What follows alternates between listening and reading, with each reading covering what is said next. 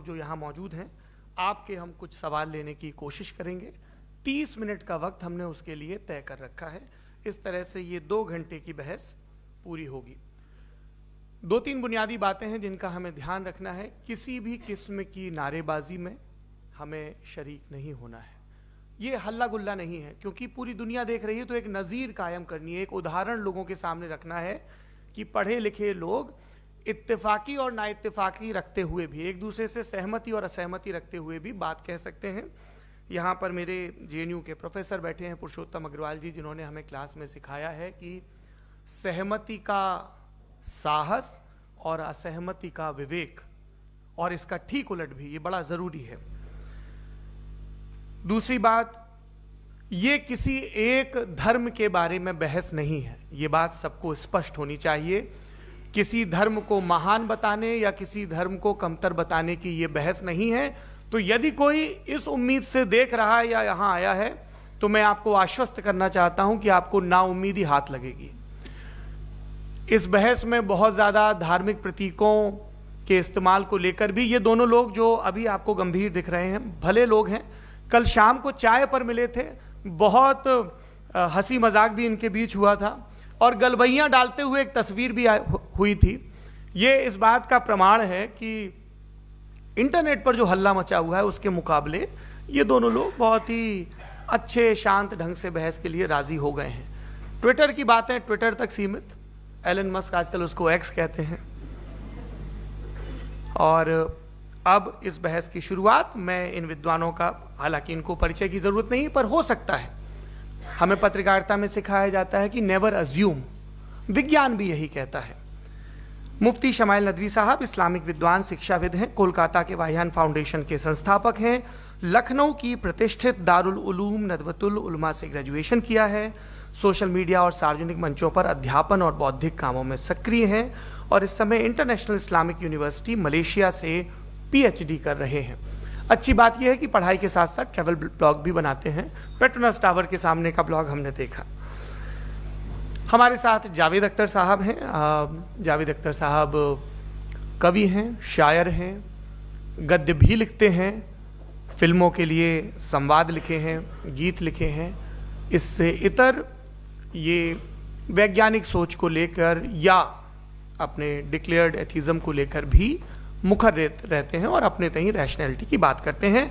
देवियों और सज्जनों, डज गॉड एग्जिस्ट? इस सवाल का जवाब सब अपने अपने तहीं खोजने की कोशिश कर रहे हैं। कोई इसको गॉड डैम पार्टिकल की खोज बताता है, कोई गॉड पार्टिकल की खोज बताता है, कोई हिग्स बोसान की खोज बताता है, कोई ये सवाल जवाब तलाशने की कोशिश करता है कि मास एग्जिस्टेंस में आखिर आया कैसे, हुआ क्या था, सृष्टि के पहले, समय के पहले क्या था। और कोई ये कहता है कि ये सारी खोजें जिस मस्तिष्क में हो रही हैं प्रकृति के क्रम में, वो कैसे विकसित हुआ।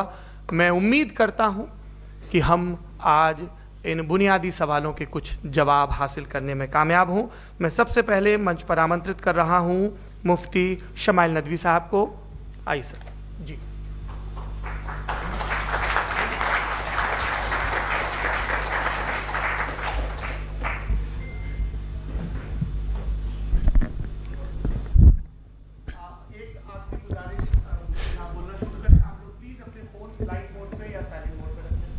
एक बार चेक कर ले, कई बार बेध्यानी हो जाती है।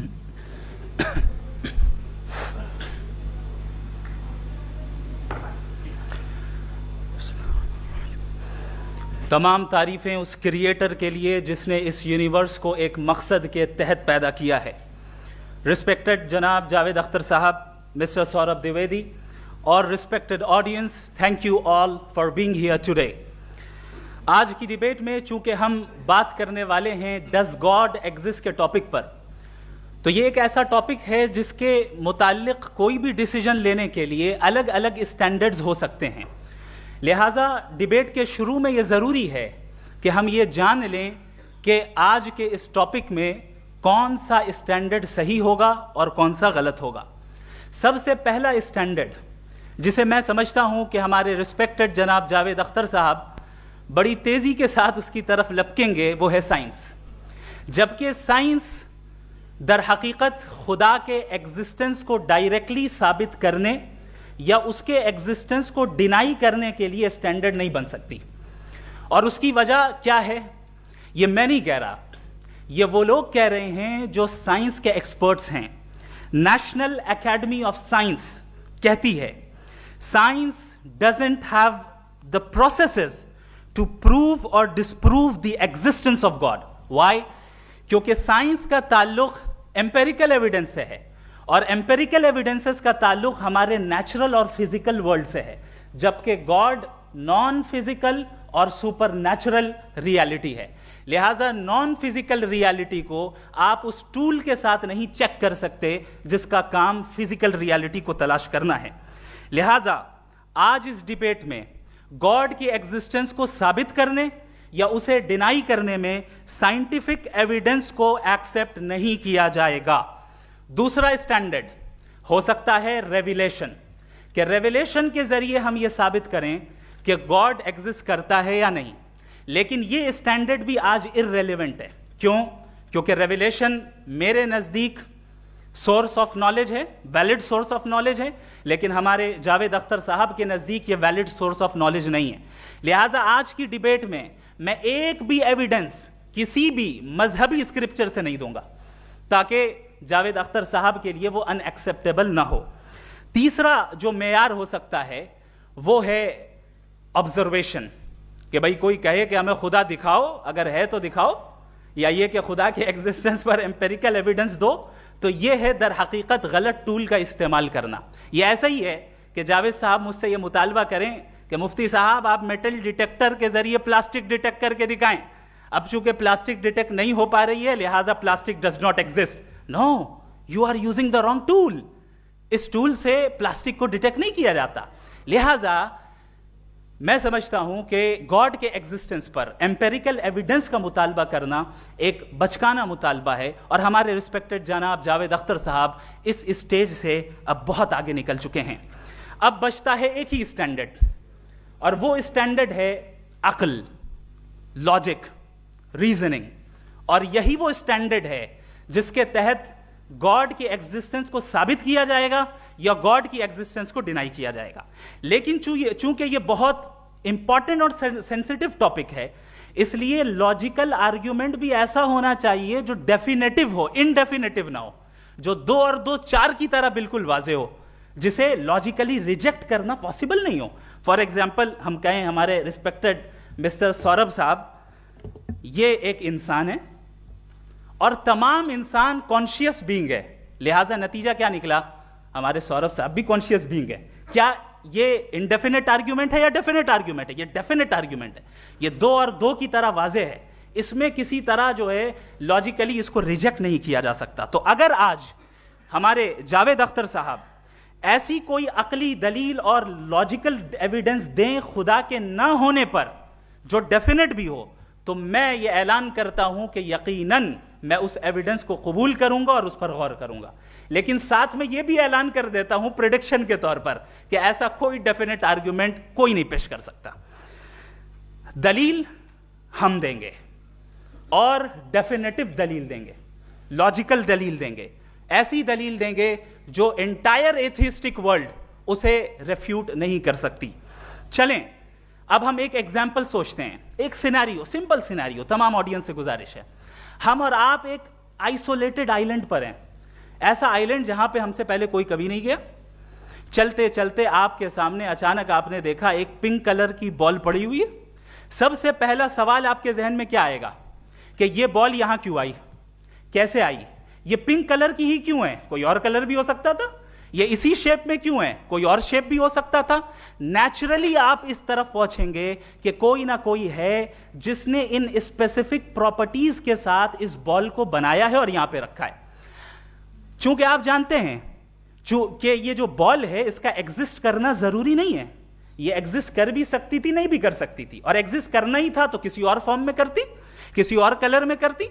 अब आप इस बॉल को एक्सपैंड करते चले जाएं, एक्सपैंड करते चले जाएं, एक्सपैंड करते चले जाएं, यहां तक कि ये बॉल यूनिवर्स के साइज की हो जाए। बताइए कि क्या साइज के बढ़ जाने से सवाल बदल जाएगा? हरगिज नहीं बदलेगा। अभी भी सवाल रहेगा ये यूनिवर्स कहां से आया, इन स्पेसिफिक प्रॉपर्टीज के साथ कहां से आया, क्यों आया, किसने बनाया, यह सवाल उस वक्त भी वैलिड रहेगा। लेकिन यह सवाल अगर हम जनाब जावेद अख्तर साहब से करें तो चूंकि इनका वर्ल्ड व्यू एथिस्टिक है, और सिर्फ इनका नहीं, मतलब जितने भी एथिस्ट हैं और एथिस्टिक वर्ल्ड व्यू को रखने वाले से अगर आप ये सवाल करें कि ये यूनिवर्स कहां से आया, तो इनका जवाब या तो आर्ग्यूमेंट फ्रॉम इग्नोरेंस होगा या डॉगमेटिक होगा। या तो ये कहेंगे कि मुझे नहीं पता कि ये कहां से आया, लिहाजा गॉड डज नॉट एग्जिस्ट, ये आर्ग्यूमेंट फ्रॉम इग्नोरेंस है, या ये कहेंगे कि ये यूनिवर्स खुद ब खुद बन गया। इसका मतलब ये है कि उस बॉल को भी खुद ब खुद बन जाना चाहिए, लेकिन बॉल के ताल्लुक से ये एक्सप्लेनेशन एक्सेप्ट नहीं की जाएगी कि ये खुद ब खुद बन गई, लेकिन यूनिवर्स के ताल्लुक से कर दिया जाएगा। इसे हम दूसरे अल्फाज में डॉगमा भी कह सकते हैं। दूसरी चीज, हमारे जावेद अख्तर साहब जरूर गॉड ऑफ गैप्स की मिसाल भी जरूर देंगे, और मिसाल देंगे कि पहले जमाने में बिजलियां कड़कती थी तो लोगों ने किसी एक खुदा की तरफ, और बारिश होती थी तो दूसरे खुदा की तरफ मंसूब कर दिया, उनके पास दलील नहीं थी। यह हमारा वर्ल्ड व्यू है ही नहीं, यह हमारा वर्ल्ड व्यू है ही नहीं, क्योंकि नेचुरल फेनोमेना के प्रोसेस की इंटरप्रिटेशन को जान लेने से यह कहां से साबित हो गया कि गॉड एग्जिस्ट नहीं करता है। इस पर मैं इंशाअल्लाह अभी आगे बात करूंगा। आप हजरात ये भी देखेंगे, और मैं ये एक्सपेक्ट करता हूं कि हमारे रिस्पेक्टेड जनाब जावेद अख्तर साहब जरूर इमोशनल आर्ग्यूमेंट्स भी देंगे, जो कि एक लॉजिकल फेलेसी है जब बात आती है ट्रुथ को डिसाइड करने में। क्यों? मिसाल के तौर पर वो कहेंगे कि अगर गॉड है तो ईविल क्यों एग्जिस्ट करता है, जबकि मैं कहता हूं ईविल का एग्जिस्ट करना गॉड के एग्जिस्ट करने की दलील है, उसके खिलाफ नहीं है। चूंकि अगर गॉड है तो हम सब उसके सामने अकाउंटेबल हैं, और अगर हम अकाउंटेबल हैं तो अकाउंटेबिलिटी के लिए ईविल का मौजूद होना जरूरी है, उसके बगैर हम अकाउंटेबल नहीं हो सकते। और अगर हम अकाउंटेबल नहीं हैं तो हम जनाब जावेद अख्तर साहब से पूछेंगे कि आप बताएं कि फिर सफरिंग इस दुनिया में क्यों है? अगर खुदा नहीं है तो सफरिंग क्यों है? और उन लोगों के जज्बे का क्या जिनके अंदर सफरिंग के बाद इंतकाम लेने का जज्बा पाया जाता है और वो इस दुनिया से ऐसे ही चले गए, क्या उनकी सारी तकलीफें बेकार चली जाएंगी? अब आ जाएं उसी एग्जाम्पल की तरफ कि बॉल, मुझसे अगर कोई पूछे इस बॉल को किसने बनाया, और या इस एक्सपेंडेड बॉल को किसने बनाया, मैं कहूंगा कि चूंकि ये यूनिवर्स और इस यूनिवर्स की तमाम चीजें कॉन्टिंजेंट हैं। कॉन्टिंजेंट होने का मतलब ये होता है कि जो अपने एग्जिस्टेंस पे किसी के ऊपर डिपेंड करती हो, तो जाहिर है ये यूनिवर्स कॉन्टिंजेंट है। और अगर कोई चीज कॉन्टिंजेंट नहीं है तो मैं रिक्वेस्ट करूंगा कि मुझे दिखा दें कि कौन सी चीज यूनिवर्स में कॉन्टिंजेंट नहीं है, हम भी जरा गौर कर लें और हम भी देख लें। और जब कॉन्टिंजेंट चीजें मौजूद हैं तो फिलोसोफर्स की इस्तिलाह के मुताबिक, हम उस टर्मिनोलॉजी के मुताबिक हम उस जगह तक पहुंचते हैं और उस हस्ती तक पहुंचते हैं जिसे नेसेसरी बीइंग कहा जाता है, कि ये वो नेसेसरी बीइंग है जिसका मौजूद ना होना नामुमकिन हो। क्योंकि अगर ये मौजूद ना हो तो सारी चीजें एग्जिस्टेंस में आएंगी ही नहीं, और ये सारी कॉन्टिंजेंट चीजें उसी के ऊपर डिपेंड करती हैं। अब अगर आप ये सवाल करते हैं कि फिर उस हस्ती को किसने बनाया, फिर उसका कॉज क्या है, फिर उसका कॉज क्या है, फिर उसका कॉज क्या है, और एंडलेसली चले जाएं, इसे हम कहते हैं इन्फिनिट रीग्रेस ऑफ कॉजेस, जो कि लॉजिकल फेलेसी है। कॉन्सेप्चुअली इन्फिनिटी पॉसिबल है। मिसाल के तौर पे न्यूमेरिकल्स 1 2 3 गिनते चले जाएं, इन्फिनिट नंबर्स हैं। मैं कॉन्सेप्चुअली बात नहीं कर रहा, प्रैक्टिकली रियलिटी में साबित करके दिखाएं कि infinite regress of causes possible हैं या नहीं। अगर पॉसिबल हैं तो हम मान लेंगे, मिसाल दे दें, और पॉसिबल नहीं है तो एक ही ऑप्शन बचता है जिसे हम कहते हैं नेसेसरी बीइंग। ऐसी नेसेसरी बीइंग जो इंडिपेंडेंट है, क्योंकि अगर वो डिपेंडेंट हुई तो वो नेसेसरी नहीं रहेगी। ऐसी इंडिपेंडेंट बीइंग जो इटर्नल है, अगर वो इटर्नल नहीं होगी, उसकी बिगिनिंग होगी तो वो खुद कॉन्टिंजेंट है। ऐसी बीइंग जो पावरफुल है, क्योंकि कॉन्टिंजेंट को एक्चुअलाइज करने के लिए पावर चाहिए। ऐसी बीइंग जो इंटेलिजेंट है और नॉलेजेबल है, क्योंकि ये यूनिवर्स स्पेसिफिक फॉर्म और स्पेसिफिक लॉज ऑफ नेचर के तहत प्रिसाइजली चल रहा है। थैंक यू मुफ्ती साहब। मैं इन दलीलों के बाद जावेद अख्तर साहब से गुजारिश करूंगा, आप बैठ के बोलना चाहेंगे या वहां? जी।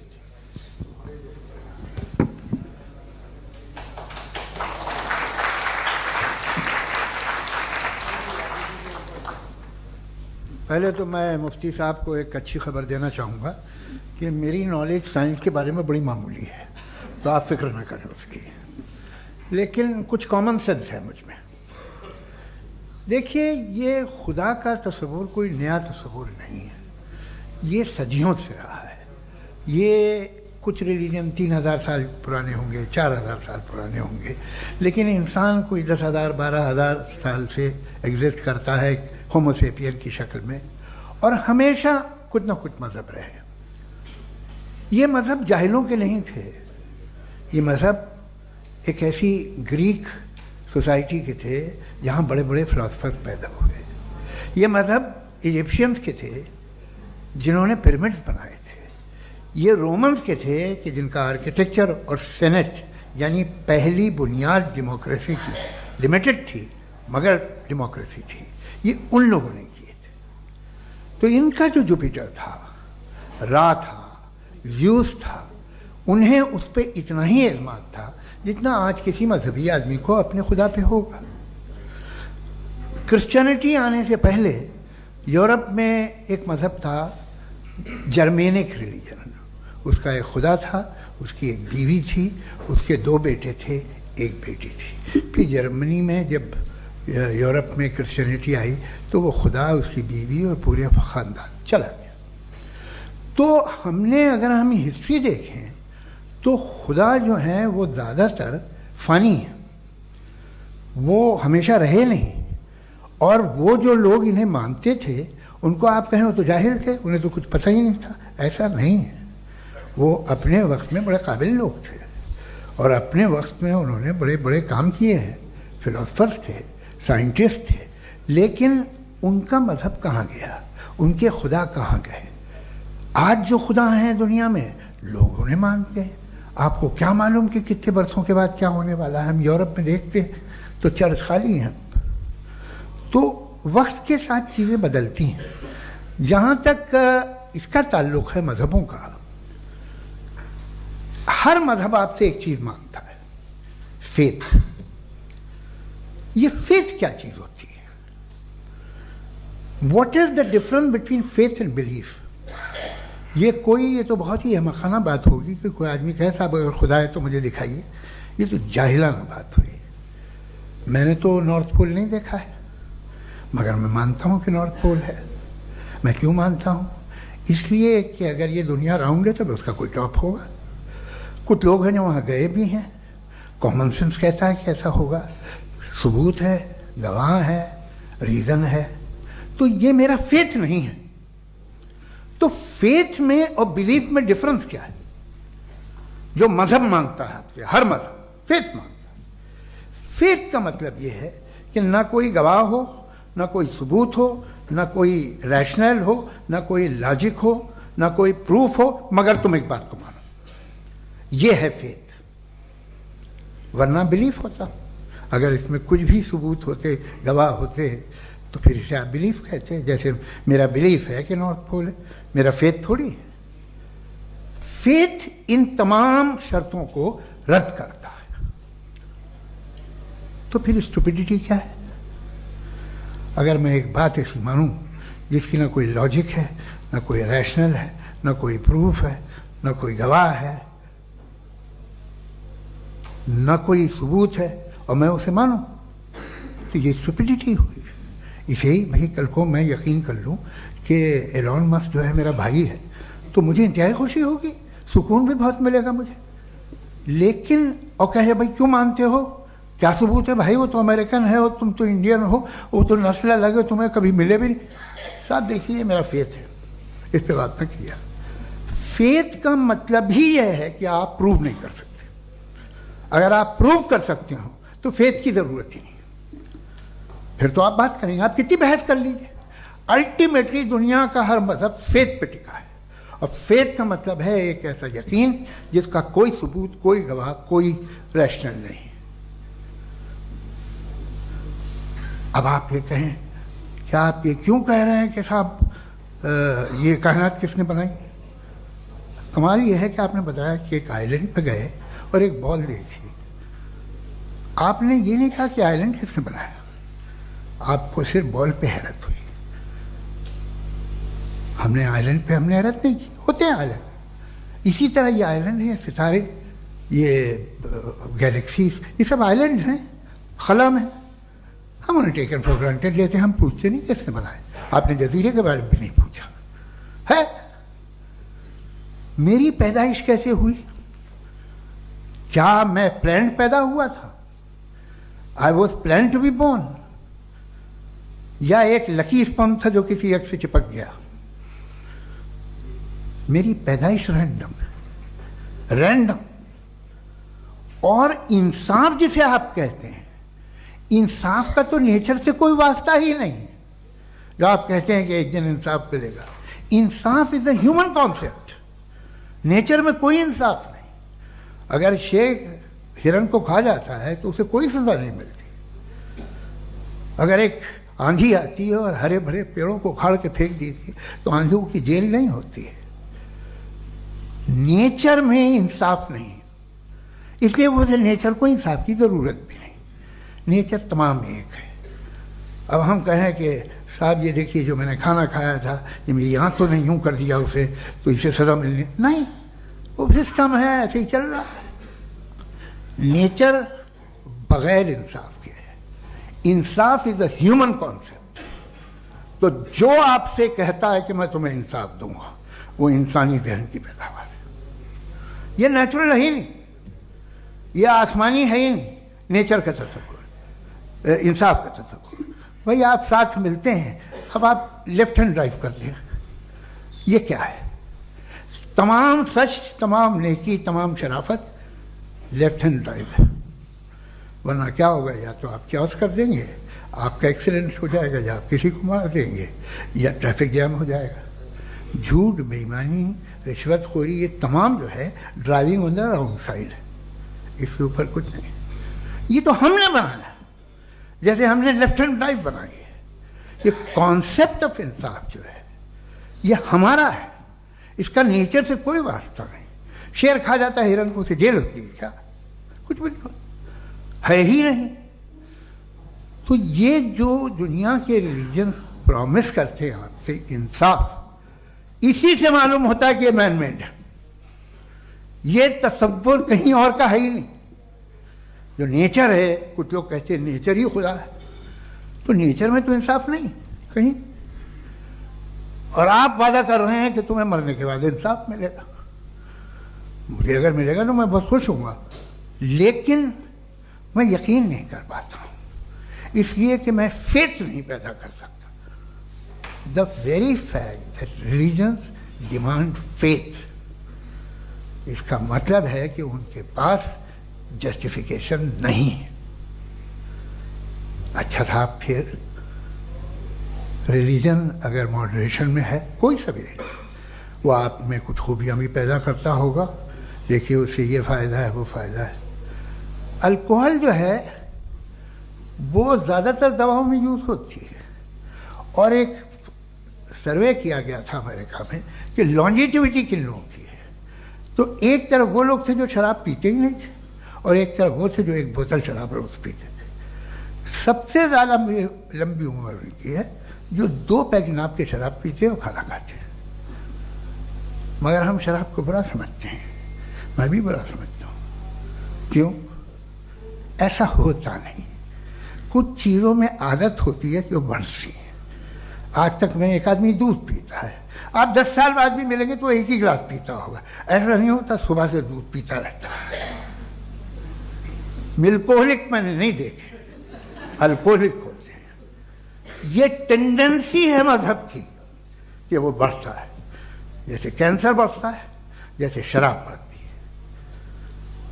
कुछ लोग होंगे जो उसे सही तरह से यूज़ करते हैं। मुझे यकीन है कि हमारे मुफ्ती साहब भी उनमें से एक, इनसे बहुत खुशी हुई मुझे इनसे मिलकर। लेकिन कितने लोग हैं कि आज आप देखते हैं दुनिया में जो तबाहियाँ हैं, इनमें कितना हाथ है उन लोगों का जो बिलीवर कहते था मजहब ये नहीं कहता, ना कहता होगा, मगर जब ये मजहब पीते हैं तो ऐसे बिहेव करते हैं। थोड़ा सा अगर हो तो शायद बहुत अच्छी बात, लेकिन शराब थोड़ी सी नहीं रहती, उसमें टेंडेंसी है पहले। थोड़ा सा अगर 2-3 कैंसर के सेल हो ना बॉडी में तो आदमी स्लिम रहेगा, लेकिन वो 2-3 सेल नहीं रहते, वो मल्टीप्लाई होते हैं। जावेद साहब, टाइम पूरा हो गया। टाइम हो गया, तो बस बात खत्म हो गई। अच्छा, मुझे कुछ और कहने को था भी नहीं। जी, मैं पहले जवाबी दौर के लिए इनवाइट कर रहा हूं मुफ्ती साहब को। Your rebuttal round 1, you have 7 minutes.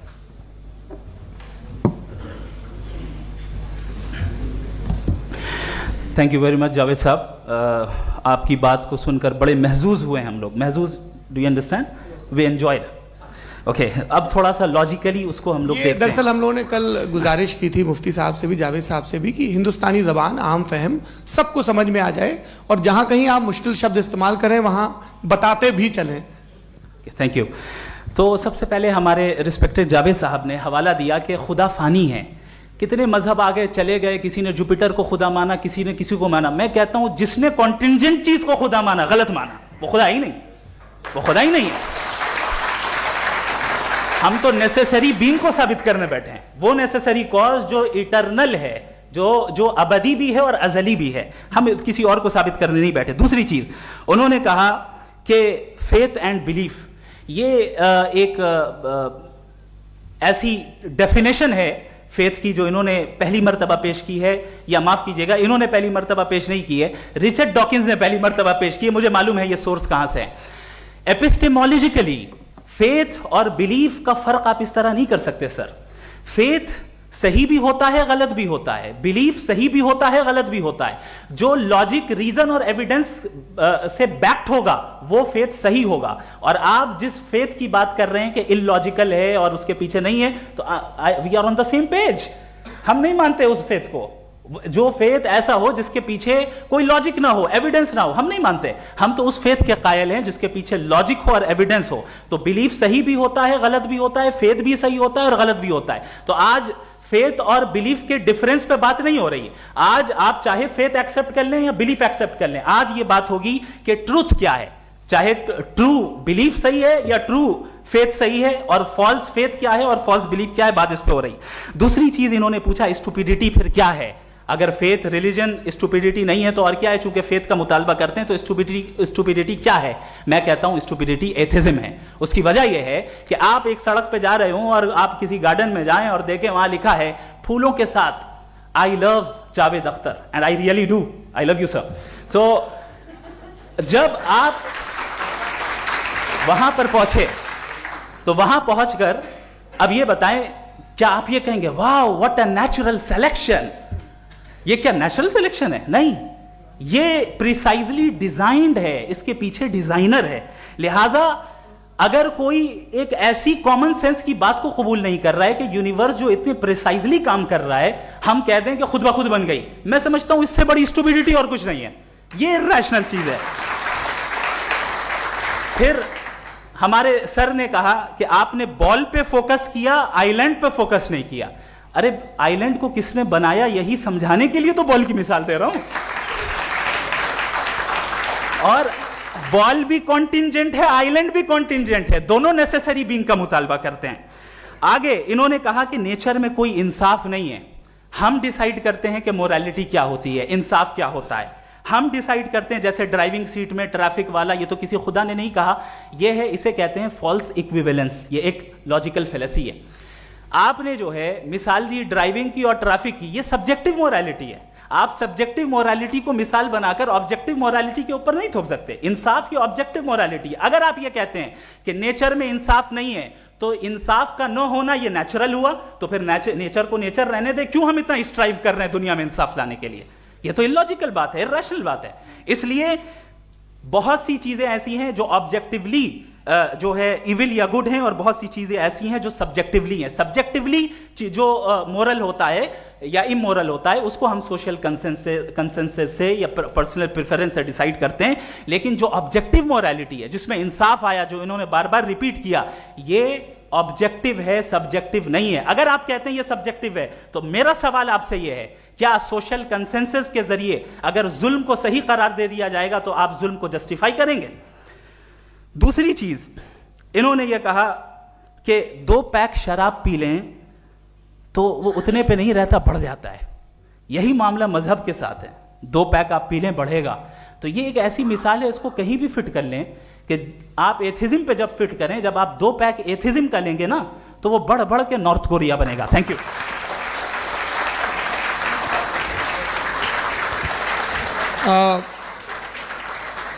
First round के रिबटल के लिए मैं जावेद साहब को इनवाइट कर रहा हूं। आपके पास 7 मिनट का वक्त है, रीसेट कर दीजिएगा प्लीज। मुझे इस बात की खुशी है कि मुफ्ती साहब ने भी मान लिया कि नेचर में कोई इंसाफ नहीं है। तो कोई भी चीज़ जो इंसान ने नहीं बनाई है उसमें इंसाफ नहीं होता है। एक बात मैं आपसे अर्ज करूं, जरा पता लगा लीजिएगा, ये जो आप बाग में जाते हैं बेहद खूबसूरत फूल देखते हैं ना, इनमें से कोई नेचुरल नहीं है। ये सारे फूल क्रॉस करके बनाए गए हैं। जो जंगल में फूल होते हैं नहायत मामूली होते हैं, ये फूल इंसानों ने बनाए हैं।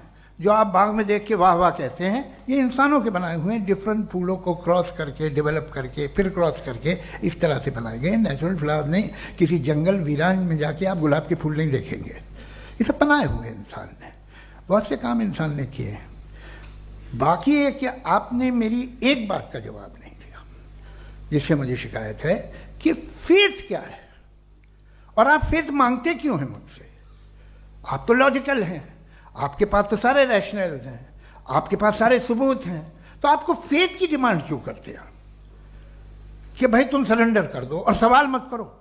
कोई मजहब सारे सवाल करने की इजाजत नहीं देता है और मना करता है कि दादा सवाल ना करो, बह जाओगे तुम। आप क्यों रोकते हैं? हकीकत यह है कि इंसानी तारीख क्या है। इंसानी तारीख ये है कि दुनिया में दो तरह के लोग हुए हैं। एक वो जिन्होंने अपनी लाइल्मी की परस्तिश की है, दूसरे वो जिन्होंने अपनी इग्नोरेंस या लाइल्मी से झगड़ा किया है और मालूम किया है कि क्या है। ये जो आप कह रहे हैं, आज आप हैरान हैं कि भाई ये यूनिवर्स कैसे बनी। लोग हैरान थे कि सूरज डूबता है तो इधर से कैसे निकलता है। और आप एक कदम जाके हमेशा का मानने को तैयार है, एक कदम पीछे ही मान जाइए। भाई आप इसके बाद जाते हो, कहते सवाल ना करना कि ये कहाँ से आया, ये पावर तो हमेशा से हमेशा रहेगी। तो आप यूनिवर्स के बारे में मानने में क्या तकलीफ है? एक कदम पहले रुक जाइए। ये हमेशा से थी या नहीं थी, हमें मालूम नहीं है। और ये कहना कि हमें मालूम नहीं है, कमाल ये है कि दुनिया के सारे मजहब सब जानते हैं ये दुनिया कैसे बनी थी, कैसे मिटेगी, मरने के बाद क्या होगा, इनको सब इल्म है। इनको किसी को डायनासोर होते थे पहले ये नहीं पता था, किसी को नहीं पता। किसी भी दुनिया की मजहबी किताब में डायनासोर का जिक्र नहीं है। लेकिन बाकी सब बातें, how to make universe in 4 easy lessons and बाकी सब पता है। जिसको सब पता है वो गड़बड़ है। हम में ये इंकिसार, ये ह्यूमिलिटी होनी चाहिए कि हम ये कहें कि हमें ये बहुत सारी बातें नहीं मालूम, लेकिन हम उनकी परस्तिश ना करना, अपनी लाइल्मी को की परस्तिश ना करें, हम उसे पता लगाने की कोशिश करें।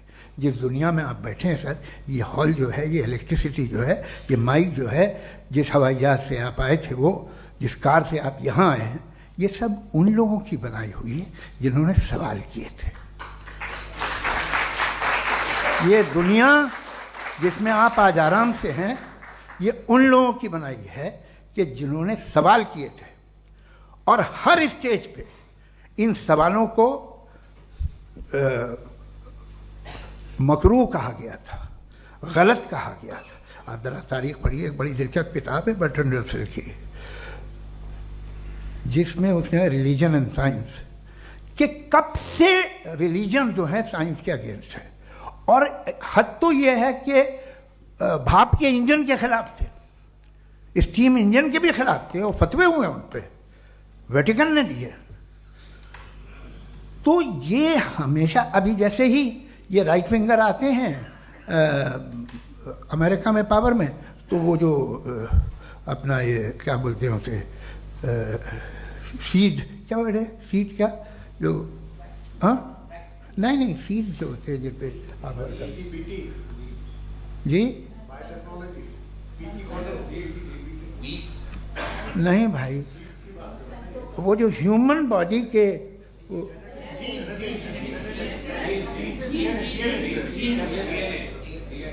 उस पर रिसर्च बंद हो जाती है, रिपब्लिकन नहीं करने देते। अरे भाई इतना डर क्या है तुम्हें? एक ज़माने में बहुत नाराज थे ये सारे मजहबी लोग कि ये इंसान तो इंसान बनाने की कोशिश कर रहा है। आपको क्या तकलीफ भाई, बना ले तो बना लेने दो, ये खौफ क्या है? और ये सब आज जो आप कह रहे हैं नामुमकिन है, ये कैसे हुआ? मुझे एक किस्सा याद आता है।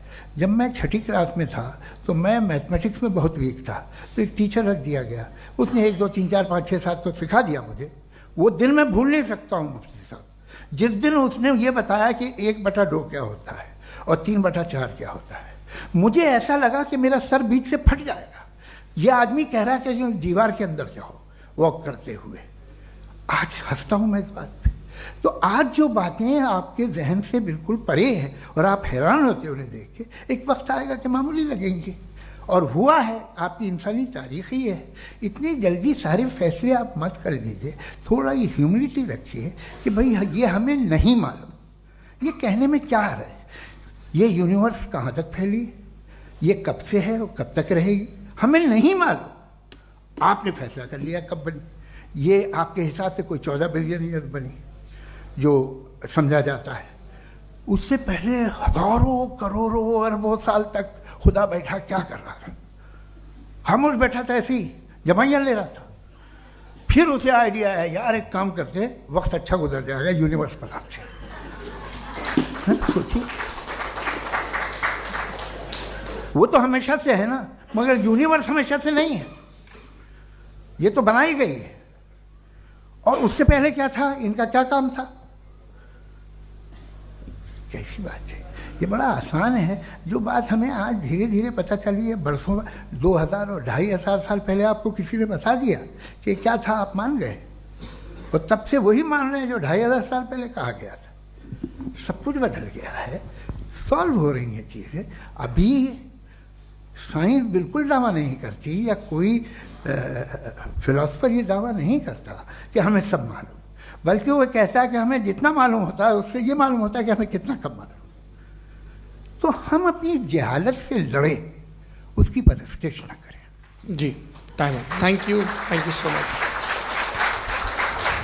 मैं तर्कों की श्रृंखला में राउंड 2 के लिए मुफ्ती साहब को आमंत्रित कर रहा हूँ। आपके पास एक बार फिर से 7 मिनट का वक्त है।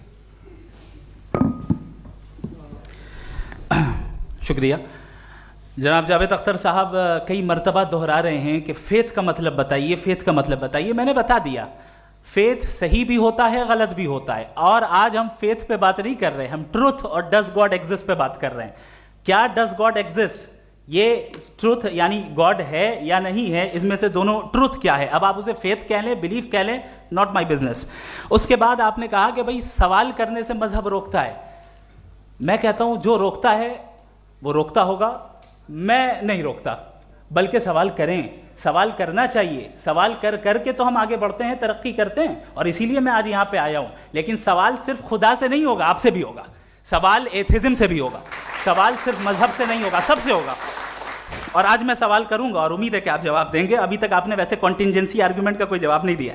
चलें, आपने कहा यूनिवर्स के बारे में इटर्नल क्यों नहीं बोल देते।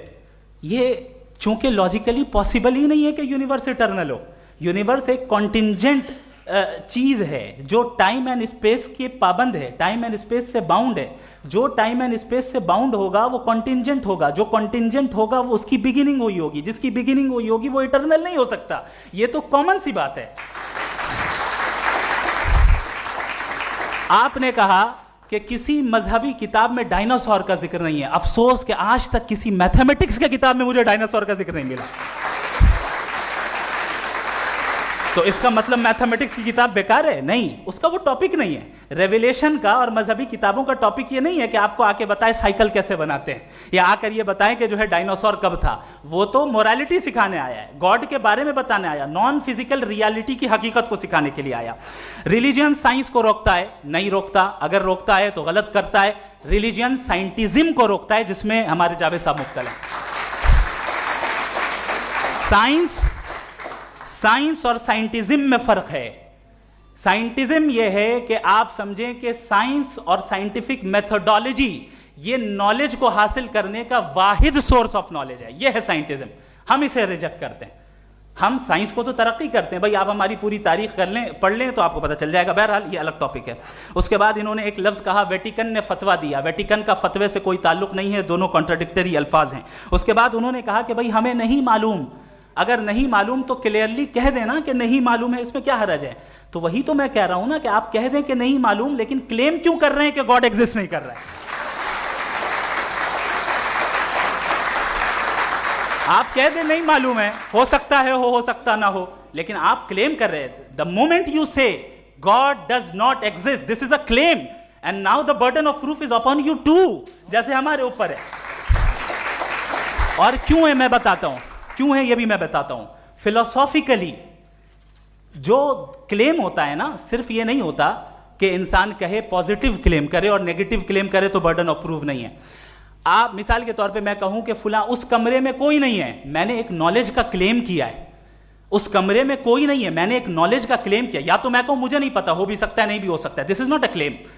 लेकिन जब मैं कह रहा हूं कि वहां कोई नहीं है या मैं कह रहा हूं वहां कोई है, दोनों क्लेम है और दोनों के ऊपर बर्डन ऑफ प्रूफ है। हमारे ऊपर भी बर्डन ऑफ प्रूफ है, मैंने कंटिजेंसी आर्ग्यूमेंट दिया, इसे तोड़कर दिखाइए।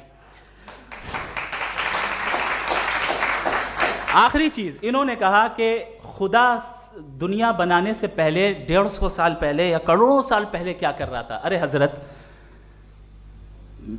चलें बहरहाल मैं जवाब दे देता हूं, आप हमारे रिस्पेक्टेड पर्सनालिटी हैं, अगर आप नहीं होते तो मैं ऐसे एंटरटेन ही नहीं करता। टाइम, ये 100 साल पहले या 100 साल बाद, पहले बाद में अभी, ये वो अल्फाज हैं जिनका ताल्लुक टाइम से है। टाइम शुरू ही हुआ है यूनिवर्स की बिगिनिंग के बाद, तो उसके पहले खुदा क्या कर रहा था, सवाल इलॉजिकल है, ये फेलेसी है। यानी आप ये कह रहे हैं कि यूनिवर्स के बनने से पहले खुदा क्या कर रहा था, टाइम के बनने से पहले, पहले का ताल्लुक टाइम से, टाइम उस वक्त था ही नहीं, तो ये सवाल ही इनवैलिड है खुदा के ताल्लुक से। दूसरी चीज, आर्ग्यूमेंट ऑफ कंटिजेंसी जो मैंने आपके सामने पेश की है, आपने बार बार ये प्रूफ किया और ये कह रहे हैं कि गॉड ऑफ गैप्स। देखिए पहले नहीं मालूम था, साइंस ने कर दिया। सिंपल्स की मिसाल से मैं समझा देता हूं। जिस गैप्स की आप बात कर रहे हैं ना, साइंस उन गैप्स को जिन चीज के जरिए भी प्रूव करेगा वो कॉन्टिंजेंट ही होगा, अब चाहे वो फोर्स हो, मैटर हो या एनर्जी हो। लिहाजा सवाल हमारा उस वक्त भी वैलिड होगा जब तक कि आप नेसेसरी बीइंग पे ना आ जाएं, और इन्फिनिट रिगरेस पॉसिबल नहीं है of causes in practical world, तो जाहिर है कहीं रुकना पड़ेगा, जहां रुकेंगे वही खुदा है। दूसरी चीज, आपने ये क्या कह रहा था मैं, किस पॉइंट को? What? Oh no, after that. Just now. हाँ, जहां रुकेंगे वही खुदा है। बहरहाल, तो टाइम का जिक्र हो गया, गॉड ऑफ गैप, सॉरी या इसकी एक मिसाल आप ले लें। एक कार है, एक साहब ने देखा कि भाई कार जो है उसके व्हील्स कितने अच्छे लगे हुए हैं सही जगह पे, स्टीयरिंग जो है कितने अच्छे जगह पे लगी हुई है, और सीट्स कितने वेल डिजाइंड है, कितनी प्रिसाइजली ये कार काम कर रही है, तो जरूर कोई ना कोई इसे क्रिएट किया है, किसी ने क्रिएट किया है। अब जावेद साहब आए और कहे अरे जनाब बोनेट खोलिए, इसमें इंजन है, इंजन इस कार को चला रहा है, hence prove no one has created the car. This is illogical, this is irrational. आपने इंजन के जरिए उस गैप को तो साबित किया, लेकिन क्या उससे कार की जो क्रिएशन है और उसका जो क्रिएटर है ये इम्पॉसिबल हो जाए, ऐसा पॉसिबल है? उसका सवाल खत्म हो जाए, ऐसा पॉसिबल है? नहीं। आपने गैप्स को फिल करके, कॉन्टिंजेंट चीजों से गैप्स को फिल करके हमारे ऑब्जर्वेशन को और ब्रॉड कर दिया। अब हमें और पता चल गया कि ये जो कार है इसका सिस्टम कितना ज्यादा कॉम्प्लेक्स है। पहले कम समझते थे, अब कॉम्प्लेक्सिटी और ज्यादा वाजे हो गई। अब हमें समझ में आ रहा है कि हमारी सर्टेनिटी और बढ़ गई कि जरूर इस कार को किसी ना किसी ने बनाया। यही मामला यूनिवर्स का है। साइंस हमेशा फिजिकल वर्ल्ड की चीजों को ही फिल करती जाएगी और फिजिकल चीजों से ही करती जाएगी, चूंकि एम्पेरिकल एविडेंस का ताल्लुक फिजिकल वर्ल्ड से है। आप साइंस के जरिए मेटाफिजिकल रियलिटी को कभी साबित नहीं कर सकते। ये रॉन्ग टूल का इस्तेमाल करना है। ये वही काम है कि आप मेटल डिटेक्टर से प्लास्टिक डिटेक्टर करने चलें, जो कि जाहिर है सही नहीं है। Thank you.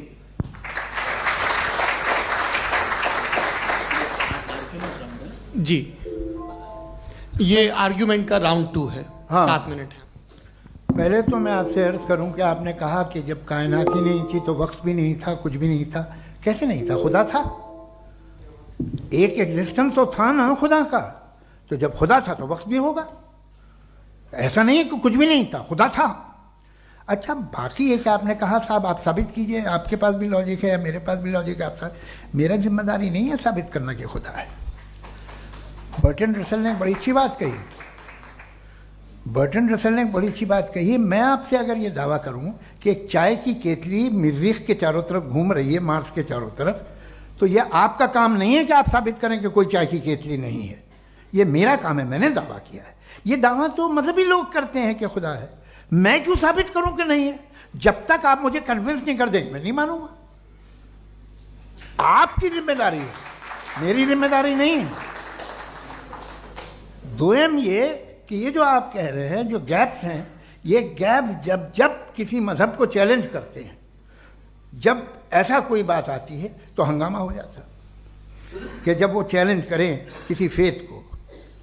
ये तमाम साइंस जो है इसे मुख्तलिफ जगहों पे मुख्तलिफ वक्तों में मजहब ने रोकने की कोशिश की है। ये किताब है religion and science Bertrand Russell की, पढ़िएगा, अच्छी लगेगी आपको। तारीख ही है साइंस, मजहब की साइंस से उसका यही रिश्ता है। अच्छा, अब ये हम सोचें कि बहरहाल ये वजूद जो है मजहब और ये बिलीव इन गॉड इंसान को बेहतर बना देता है, तो एक काम कीजिए, हिंदुस्तान वर्ल्ड का नक्शा लीजिए और मार्क कीजिए कि रिलीजन कहाँ कहाँ ज़्यादा है, कहाँ कहाँ, चाहे वो लैटिन अमेरिका हो या मिडल ईस्ट हो या फार ईस्ट हो या हिंदुस्तान के वो इलाके जहाँ मजहबियत ज़्यादा है। रख दीजिए नक्शा अलग। अब दूसरा नक्शा कि कहाँ कहाँ नाइंसाफ़ी, रिप्रेशन, औरतों के हुकूक की पामाली, जुल्म, डिक्टेटरशिप कहाँ है, नक्शा एक ही होगा। तो आप मुझे बताएं कि जो इसका तरकीब इस्तेमाल क्या है, खुदा का तरकीब इस्तेमाल तो बताइए। आप छोटी सी दवा सड़क पे बेचते हैं, उसकी भी तरकीब इस्तेमाल बताते हैं। इसके इस्तेमाल से तो फायदा नहीं हुआ किसी को। जो सारे के सारे खराब मुल्क हैं, खराब समाज है, वो सारे जुल्म खुदा के नाम पे करते हैं। वो गलत करते हैं, सही करते हैं, मुझे क्या लेना देना उससे। इस्तेमाल से मालूम होता ना। एक विस्की की बोतल कभी शायद देखी हो आपने, लाल रंग की होती है, उस पर रोशनी और छपड़ा इंतहाई खूबसूरत लगती है, क्या बिगाड़ रही है किसी का? उसका इस्तेमाल गलत है, इसलिए आप उसे नापसंद करते हैं। इसका इस्तेमाल गलत है, इस तसव्वुर का इस्तेमाल ही गलत है और हमेशा से गलत हुआ है। आप देख लीजिए, इंसानी तारीख देख लीजिए, आज देख लीजिए, हिंदुस्तान देखिए, दुनिया देख लीजिए क्या हो रहा है। इसे कैसे इस्तेमाल कर रहे हैं फेथ वाले लोग? क्या फेयर हैं, जस्ट हैं, जो अपने खुदाओं पे यकीन रखते हैं? वो किस तरह के लोग हैं? वो लोगों को इंसाफ देते हैं, वो बेहतर इंसान बने। तो इस दवा का फ़ायदा क्या है? चलो बहुत फ़ायदा हो रहा तो मैं इस्तेमाल कर लूँगा, मैं मुझे तो इस दवा का कोई फ़ायदा दिखता ही नहीं। मुझे तो ऐसा लगता, मैं एक और बात बताऊँ, अगर कोई आदमी मजहबी है और अच्छा आदमी है तो मैं उसकी बहुत इज्जत करता हूँ, इसलिए कि मेरा ख्याल है मजहबी आदमी का अच्छा होना मुझसे अच्छा होने से ज़्यादा मुश्किल है। भाई हर चीज़ की एक लिमिट है। आप इतना भाग सकते हैं, इतना नहीं भाग सकते, इतना वजन उठा सकते, इतना नहीं उठा सकते, इतना दूर देख सकते हैं, इतना दूर नहीं देख सकते। उसी तरह कॉमन सेंस कहता है कि आप में नेकी का भी एक कोटा होगा। अब आप अगर सुबह जाते हैं अपनी इबादत गाह और इबादत करते हैं तो बाहर निकलते हैं तो आप तो यही महसूस करते हैं कि आपने एक बहुत अच्छा काम किया, आपकी नेकी का एक बहुत बड़ा कोटा खर्च हो गया जिससे किसी का कोई फ़ायदा नहीं हो। मैं तो नहीं जाता हूँ तो मुझे तो किसी को खाना खिलाना पड़ेगा, किसी बेवा की मदद करनी पड़ेगी। मैं अपना कोटा कैसे कंज्यूम करूं? आप अपना कोटा, सारे मजहबी लोग इंतहाई यूजलेस कामों में यूज करते हैं। उसके बाद भी अगर आप में बच्ची है थोड़ी सी शराफत, तो भाई वाह क्या बात है।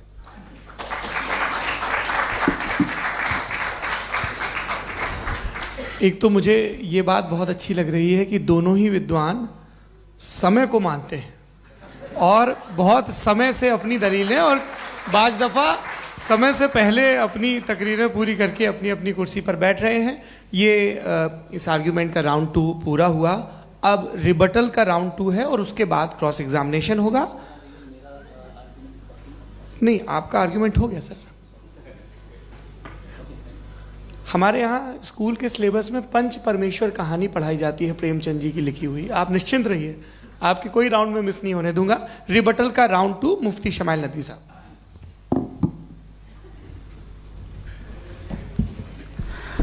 असल में जो हकीकी प्रॉब्लम है, असल प्रॉब्लम है वो ये है कि जावेद साहब के पास कॉन्सेप्ट ऑफ गॉड क्लियर नहीं है। इन्होंने कहा कि कायनात से पहले खुदा तो था, तब भी तो टाइम होगा। ये टाइम कायनात का हिस्सा है। हम खुदा, उस खुदा को मानते हैं, नेसेसरी बीइंग का टाइमलेस होना जरूरी है, चूंकि वो टाइम का क्रिएटर है। जब उसने टाइम को क्रिएट किया तो वो खुद टाइम पे कैसे होगा? उसने जब स्पेस को क्रिएट किया तो खुद स्पेस में कैसे होगा? अगर वो टाइम एंड स्पेस को पहले से ही उसका पाबंद है तो फिर किस चीज को उसने क्रिएट किया? लिहाजा ये सवाल गलत है कि खुदा था तो टाइम होगा, बिल्कुल नहीं। टाइम के पाबंद हम है, खुदा नहीं है। हम फिजिकल वर्ल्ड से ताल्लुक रखते हैं, वो मेटाफिजिकल रियलिटी है। दूसरी चीज इन्होंने मिसाल दी कि चाय की केतली हवा में घूम रही होगी, और पता नहीं शायद वो बर्टन रसल का उन्होंने हवाला दिया। बहरहाल यही प्रॉब्लम है। प्रॉब्लम यही है कि हम चीजों के दरमियान डिफरेंशिएट नहीं कर पाते। ये जो आपने मिसाल दी ये इमेजिनेशन है, और मैं जो साबित कर रहा हूं वो लॉजिकल नेसेसिटी है। आप इमेजिन करने आए तो कुछ भी करें, जुपिटर में पिंक एलिफेंट होगा, यूनिकॉर्न होगा, करें, उससे कायनात पे क्या फर्क पड़ता है? उससे आप लॉजिकल नेसेसिटी साबित नहीं कर सकते। मैं तो उस प्राइम कॉज की बात कर रहा हूं, उस नेसेसरी बीइंग की बात कर रहा हूं जिसके बगैर इस कायनात का एग्जिस्टेंस मुमकिन नहीं है। दूसरी चीज, मजहब को साइंस चैलेंज करती है वगैरह वगैरह, ये हमारा टॉपिक ही नहीं है। मैं इस पर बात करूंगा तो फिर मेरा वक्त चला जाएगा। मजहब के ऊपर चूंकि हमारी डिस्कशन नहीं है, साइंस को मजहब और बिलखुसूस मैं और हमारा वर्ल्ड व्यू कम अज कम साइंस को पीछे नहीं करता है, साइंटिज्म की मजम्मत करता है। इसकी वजाहत मैंने पहले कर दी। दूसरी चीज इन्होंने कहा वर्ल्ड का नक्शा लीजिए, वर्ल्ड मैप लीजिए, दो अलग अलग जगह की। हजरत मैंने ये होमवर्क किया था, और मैंने मिडिल ईस्ट का एक नक्शा लिया और यूरोप का एक नक्शा लिया, ये मजहबी इलाका और ये लिबरल और एथीस्ट इलाका। मुझे पता चला कि सबसे ज्यादा रेप केसेस जो हैं वहां पर है।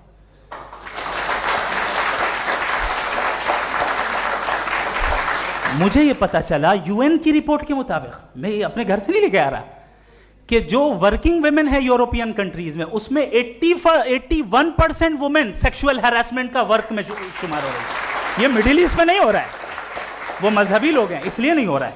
दूसरी चीज, आपने ये कहा कि मजहबी आदमी का अच्छा होना हमारे अच्छे होने से बहुत मुश्किल है, बहुत मुश्किल है। तो इसका मतलब यह है कि गॉड के अलावा आपके पास अच्छे और बुरे का कोई स्टैंडर्ड है। मैं चाहूंगा कि कन्वर्सेशनल स्टाइल वाली डिस्कशन और सेगमेंट पे इसी पे बात कर लेते हैं। Thank you very much.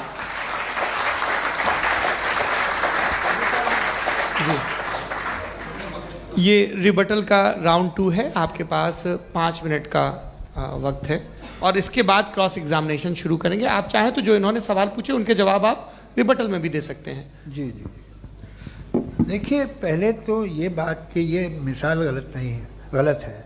इन्होंने पहले ही हमको डिसार्म कर दिया।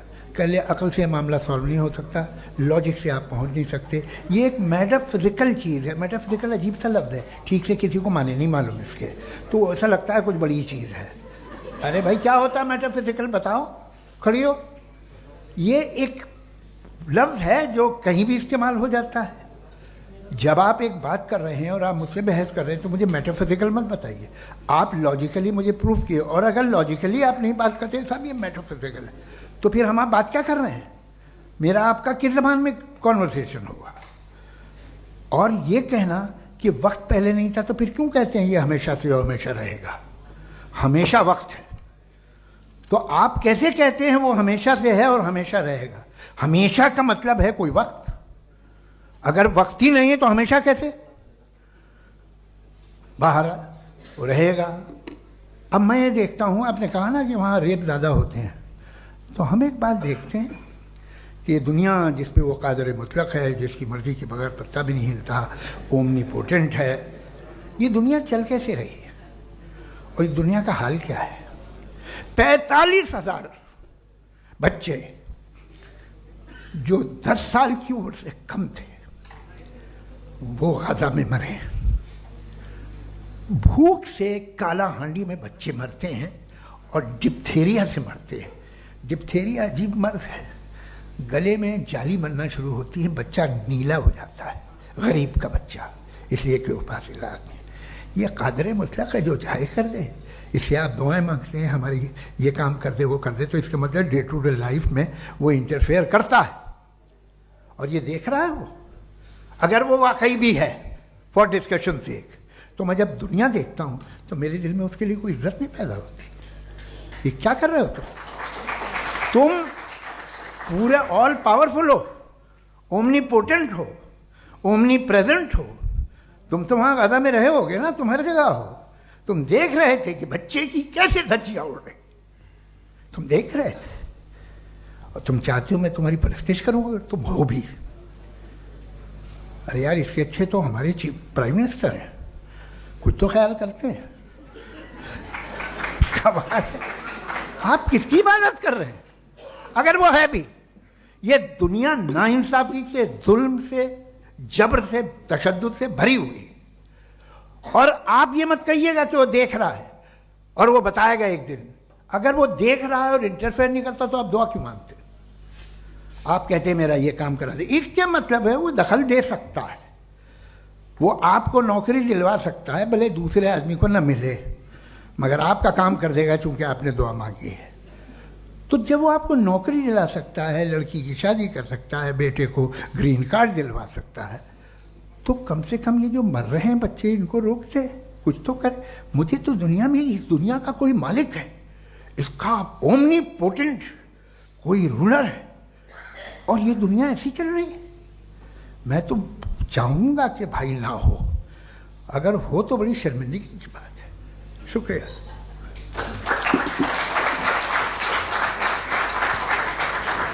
देवियों और सज्जनों, इस बहस के 2 राउंड और 2 रिबटल पूरे हो चुके हैं। अब सबसे ज़रूरी और सबसे मुश्किल राउंड शुरू हो रहा है, क्रॉस एग्जामिनेशन का। अब इन विद्वानों की सज्जनता की एक परख भी होगी, और वक्त हमने 16 मिनट का तय किया है।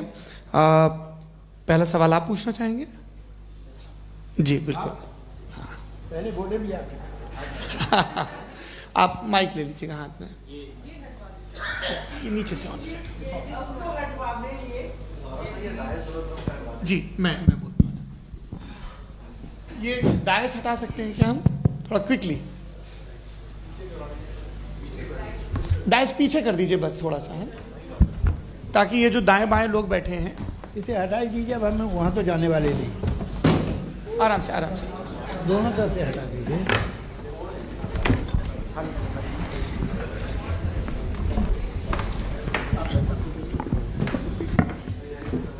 इस बीच आप लोग भी अपने अपने सवाल तैयार कर लें। ये ध्यान रखेंगे कि मैं यहाँ से सवाल लूँगा, आप लोगों को अपना हाथ ऊपर करना है, अपना नाम बताना है, और अधिकतम 3 वाक्यों में अपना सवाल पूरा करना है। कई लोग सवाल की जगह भाषण देने लगते हैं, उससे आज बचना है। जी मुफ्ती साहब, पहला सवाल आपका, 16 मिनट हैं, हम दोनों लोगों के सवाल लेंगे। जी जी, बहुत शुक्रिया। आपकी जो अभी बात हुई बहुत अहम थी, मैं इसको चाहूँगा कि आगे डिस्कस करूँ, लेकिन चूँकि अभी ये वो सेगमेंट है क्रॉस एग्जामिनेशन, तो सबसे पहला सवाल आपसे ये है कि जो मैं इतनी देर से कॉन्टिंजेंसी आर्ग्यूमेंट आपको बता रहा था, ये अकल से ही बता रहा था हजरत, आप ये बताएं कि आप इन्फिनिट रिग्रेस ऑफ कॉजेस को पॉसिबल मानते हैं या नेसेसरी बीइंग के एग्जिस्टेंस को सही समझते हैं? चूंकि 2 ही ऑप्शन हो सकता है, आप ये बताएं। देखिए, आपको मैं ईमानदारी से बात करूं, एक तो मैं कॉन्टिजेंसी वर्ड ठीक से समझता नहीं, और इस वक्त भी जो आपने अंग्रेजी के अल्फाज इस्तेमाल किए वो ज़रा थोड़े से मुझे डिफ़िकल्ट और कॉम्प्लिकेटेड लगे, तो आप ज़रा सिंपल ज़बान में सवाल कर सकते हैं? बिल्कुल कर सकता हूँ जी। यूनिवर्स की हर चीज़ कॉन्टिंजेंट होने का मतलब ये है कि वो अपने एग्जिस्टेंस में किसी के ऊपर डिपेंडेड है। जो भी चीज़ डिपेंडेड होगी वो चीज़ इंडिपेंडेंट नहीं हो सकती, तो उसका कोई ना कोई कॉज होगा। तो अब आप क्या समझते हैं कि ये इन्फिनिट रिग्रेस है, यानी कॉज पर कॉज, कॉज पर कॉज, कॉज पर कॉज, और कभी कोई यानी ये एंडलेसली चलता रहा? क्योंकि अगर ऐसा होगा तो हम तो एग्जिस्टेंस में आते ही नहीं। लॉजिकली ये मुत्तफक अलैह चीज़ है, मुत्तफक अलैह, अग्रीड अपॉन। ओके, इस पे हमने एग्री किया था कि मुश्किल शब्द आएगा तो अर्थ बताना पड़ेगा। तो इन्फिनिट रिग्रेस तो पॉसिबल नहीं है, तो कहीं ना कहीं आपको रुकना पड़ेगा ऐसे नेसेसरी बीइंग पर। नहीं, कोई जरूरत नहीं रुकने की। किसने कहा आप रुकना पड़ेगा? आप रुकते हैं खुदा पे, आप नहीं रुकते। आप कहते हैं वो हमेशा से, जब उस वक्त से जब वक्त नहीं था। आप कहाँ रुकते हैं कि अब हुआ था वो? आप नहीं कहते। हम क्यों नहीं मान सकते कि यूनिवर्स जो है और बल्कि मल्टीवर्सेस जो है वो हमेशा से हैं, वो बनती है, बिगड़ती है। एक हमारे यहाँ एक चीज़ है ब्लैक होल, वो समेट लेता है वापस, फिर ब्लास्ट होता है, फिर फैल जाता है। और इसमें हमारी तो खैर कोई औकात ही नहीं है इंसान की। एक छोटे से जर्रे पे हम 50-60 साल की उम्र रखते हैं, जो करोड़ों अरबों साल की कायनात है उसमें, और पैदा भी नहायत ही बेहुदा वजह से हुए थे। तो इसमें ये सोचना कि इसकी वजूहात और ये क्यों है, ये डिपेंडेंट है, ये हम देख रहे हैं, क्या मालूम। आप सोचिए कि ये जो फैल रही है कायनात, ये कहाँ फैल रही है, ये कहाँ जा रही है, और ये फैल क्यों रही है? अरे बना ली थी तुमने, रुको भैया, काफ़ी है। ये फैल क्यों रही है? ये और कौन सी कायनात जिसे मैं दूरबीन से देखता हूँ तो 2 बिलियन लाइट ईयर पे है, उससे मेरा कोई वास्ता ही नहीं है। 2 बिलियन ईयर यानी अगर मैं 80,000 माइल्स पर सेकेंड से चलूँ तो 20 करोड़ साल में वहाँ पहुँच जाऊँगा। इसकी ज़रूरत क्या थी? ये दुनिया, ये कायनात तो इंसान अशरफुल मखलूक़ात के लिए बनाई गई ना। तो ये सब ये टर्म समझ में नहीं आया, इसमें कोई ख़ास समझने वाली बात थी भी नहीं। ये जो अल्टीमेट कहा यह जाता है कि ये जो पूरी यूनिवर्स है, ये जो दुनिया है, ये इंसान के लिए बनाई गई। अच्छा, ये सब इंसान के लिए। क्यों साहब, सही है ना? बिल्कुल, लेकिन इसका ये मतलब नहीं कि किसी चीज के पीछे रीजन आपको नहीं पता तो रीजन नहीं है, इसे कहते हैं नहीं, मुझे नहीं पता, लेकिन मेरी जिम्मेदारी नहीं है। वो बिल्कुल सही कहा था उसने, बर्टन रसल ने। आपने उसे मजाक में टाल दिया कि भाई आप एक दावा कर रहे हैं, मैं क्यों कहूं कि ये गलत है दावा? आप प्रूफ कीजिए, मेरे पे जिम्मेदारी ही नहीं है, मैंने थोड़ी कहा है। आप प्रूफ कीजिए कि ये सही है। आप आर्ग्यूमेंट ऑफ कंटिंजेंसी का जवाब ही नहीं दे रहे हैं। पूछना चाहेंगे? आप सवाल पूछना चाहेंगे मुफ्ती साहब से? क्योंकि ये क्रॉस एग्जामिनेशन का दौर है। आप जैसे पहले बोल रहे थे फेथ को लेके कुछ, मैं ये पूछना चाहूँगा कि खुदा ने जो भी रेवलेशन किए हैं, एक मज़हब के लिए बहुत से मज़हबों में किए हैं, अलग अलग रेवलेशन है।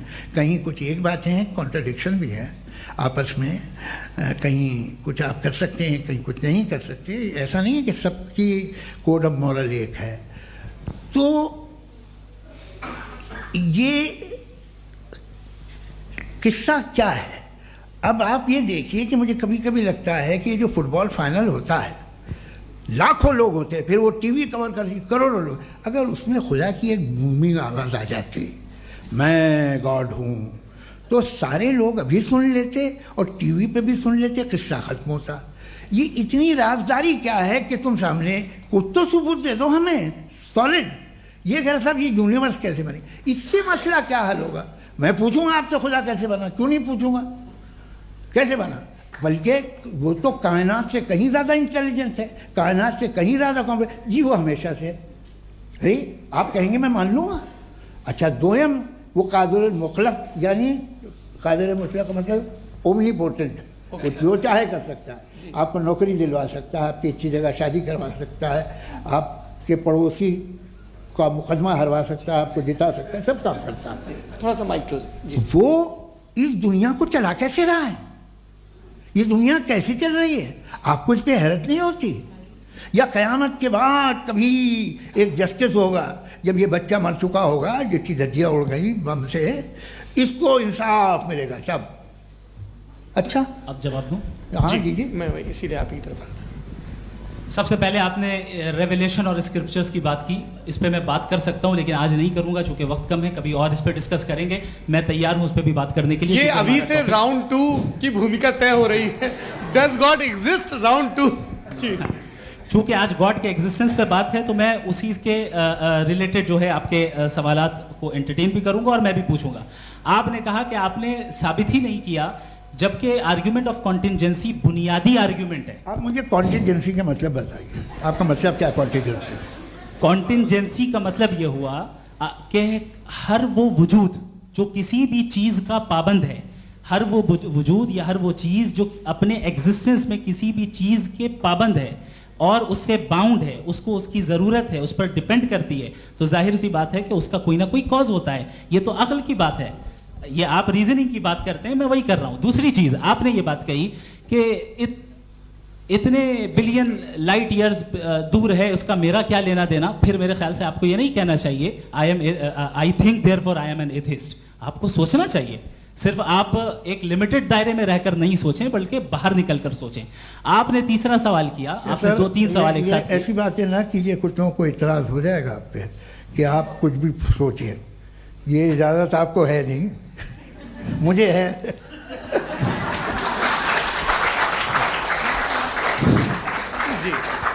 आपने प्रॉब्लम ऑफ इविल के ताल्लुक से सवाल किया और बार बार आप एक लफ्ज रिपीट कर रहे हैं कि ओमनीपोटेंट गॉड है, ऑल पावरफुल गॉड है। यही तो दरअसल समझना है कि गॉड का कॉन्सेप्ट क्या है। प्रॉब्लम ऑफ इविल जो है, प्रॉब्लम ऑफ इविल दर हकीकत दो असम्पशंस पर कायम है। अगर आप इन दो असम्पशंस को समझ जाएं तो ये प्रॉब्लम नहीं रहेगी, आर्ग्यूमेंट आपको समझ में आ जाएगी कि ये कोलैप्स कर जाता है। पॉइंट नंबर 1, यानी जो आपका सबसे पहला फॉल्स असम्पशन है कि गॉड मर्सीफुल है, ओमनीपोटेंट है, दुनिया में जुल्म हो रहा है। लेकिन आपको यह समझना चाहिए कि हमारे वर्ल्ड व्यू के मुताबिक गॉड सिर्फ ओमनीपोटेंट और सिर्फ मर्सीफुल नहीं है, बल्कि वो ऑल वाइज भी है और वो ऑल नोइंग भी है। उसके हर काम के पीछे हिकमत और विजडम है। ये कोई जरूरी नहीं है कि वो हिकमत और विजडम आपको समझ में आए या मुझे समझ में आए। अगर आप जो समझ रहे हैं उसके मुताबिक आप फैसला कर रहे हैं, ये लिमिटेड पर्सपेक्टिव से आर्गुमेंट है। और इस चीज को हम अपनी दुनिया में, अपने लाइफ में, डेली लाइफ में इस प्रिंसिपल को एक्सेप्ट करते हैं। हम जब किसी डॉक्टर के पास जाते हैं, डॉक्टर के पास जाकर वो अगर उसने हमें कोई दवाई दी है तो हम ये तो नहीं कहते कि जब तक आपके पास जितना नॉलेज और जितना विजडम नहीं है, आपने क्यों ये दवाई दी है, तब तक हम इस चीज को एक्सेप्ट नहीं करेंगे। नहीं कहते, हम उसकी अथॉरिटी को तस्लीम करते हैं। क्यों? क्योंकि उसकी हम जानते हैं कि वो नॉलेजेबल है, वो विजडम वाला है, हमसे ज्यादा नॉलेज और हमसे ज्यादा विजडम है। बताएं सर। नहीं, डॉक्टर में और खुदा में बड़ा डिफरेंस है। डॉक्टर पढ़ा लिखा होता है, एक तो मैं उसकी बात सुनूंगा। दोयम ये नहीं, कुछ जवाब तो ये भी नहीं है सर। प्लीज आप अगर सब ऑडियंस से बोलने लगेंगे तो फिर मतलब नहीं सिविलाइज्ड बहस का। मतलब आप ये कहें कि चूंकि आप डॉक्टर पे बिलीव करते हैं इसलिए खुदा पे बिलीव किए, क्या ये मिसाल आपको समझाने के लिए आर्गुमेंट है, इस पे आपको एतराज नहीं है। तो सिंपल बात ये है कि मैं अगर ये यकीन कर लूँ कि एक ओमनीपोटेंट, उसकी मसलहत है, ये जो बच्चे मर रहे हैं ये मसलहत है उसकी, मुझे नहीं चाहिए थी मसलहत। उसकी मसलहत नहीं, यही तो समझना है, मतलब एक्सपीरियंस। अच्छा, इस आपने अभी मेरी बात पूरी सुनी नहीं। मैंने कहा आपका पूरा आर्ग्यूमेंट दो फॉल्स असम्पशंस पर है।